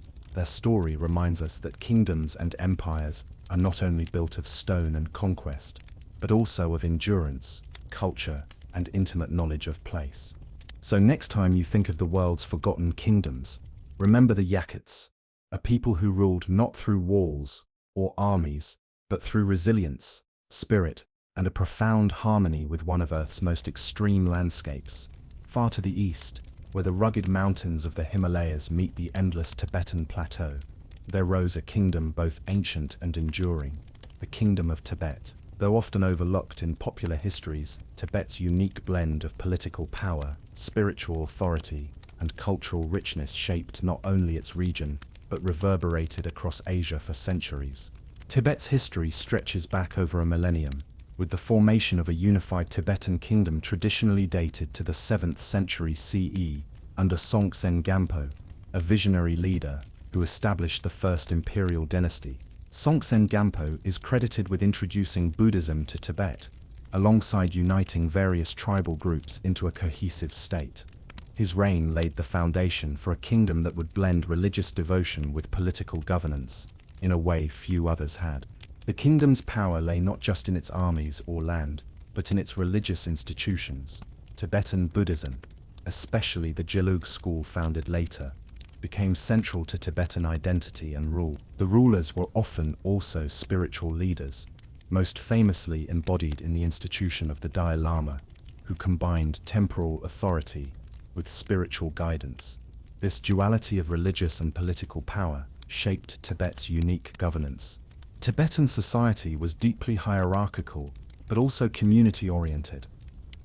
The aristocracy and monastic elites wielded significant influence, while peasants and nomads sustained the kingdom through agriculture and pastoralism. The economy relied on barley farming in fertile valleys, yak herding on the high plateaus, and trade caravans traversing mountain passes, connecting Tibet with China, India, and Central Asia. Architecture in Tibet was distinctive, with fortress-like dzongs, massive fortified monasteries that served as both religious centers and administrative hubs. The Potala Palace in Lhasa, built centuries later, symbolized this fusion of sacred and secular power, rising dramatically above the city as a beacon of Tibetan sovereignty. Culturally, Tibetans developed rich traditions in art, music, literature, and medicine. Thangka paintings, vivid, intricate religious scrolls, and elaborate ritual dances animated festivals and spiritual ceremonies. Tibetan medicine blended Buddhist philosophy with herbalism and anatomy, forming a complex healing system. Throughout its history, Tibet faced numerous challenges: invasions from Mongol and Chinese empires, internal factionalism, and the complexities of balancing independence with external influences. The Mongols established a patron-priest relationship with Tibetan lamas in the 13th century, intertwining Tibetan religious authority with Mongol imperial power. Later, Qing China exerted varying degrees of control, sometimes granting autonomy, other times direct oversight. Despite these pressures, Tibet maintained a distinct identity. Its language, script derived from ancient Indian scripts, and religious practices preserved cultural continuity. Monasteries functioned as centers of learning, producing vast libraries of Buddhist texts and philosophy. An intriguing facet of Tibetan history is the institution of Chultako, recognized reincarnations of spiritual leaders, which reinforced both religious and political legitimacy. The most famous Chulto is the Dalai Lama, believed to be the manifestation of Avalokiteshvara, the Bodhisattva of compassion. Another fascinating detail is Tibet's traditional law code, which combined Buddhist ethical principles with customary laws governing family, property, and community relations, reflecting a moral governance ideal rather than mere enforcement. Today, Tibet's history is intertwined with modern geopolitics, yet its cultural heritage endures, celebrated in its art, language, and spiritual practices. So next time you imagine ancient kingdoms, remember Tibet, a land where mountains meet mysticism, where kings were monks and monks were kings, and where the spirit of a people rose as high as the peaks that surround them. Their stories teach us humility, how power rises and falls, how culture endures or fades, and how humanity's diverse threads weave an ever-changing tapestry. They challenge us to look deeper, to listen to whispers on the wind, and to honor the unseen architects of our shared past. Now, as your eyes grow heavy and the world softens around you, imagine the slow turning of the earth beneath ancient stone, the gentle murmur of rivers once vital to empires, long gone, and the stars that witnessed the rise and fall of kings, who built not just cities but dreams. Breathe in the quiet. Let the night carry you gently away, cradled by history's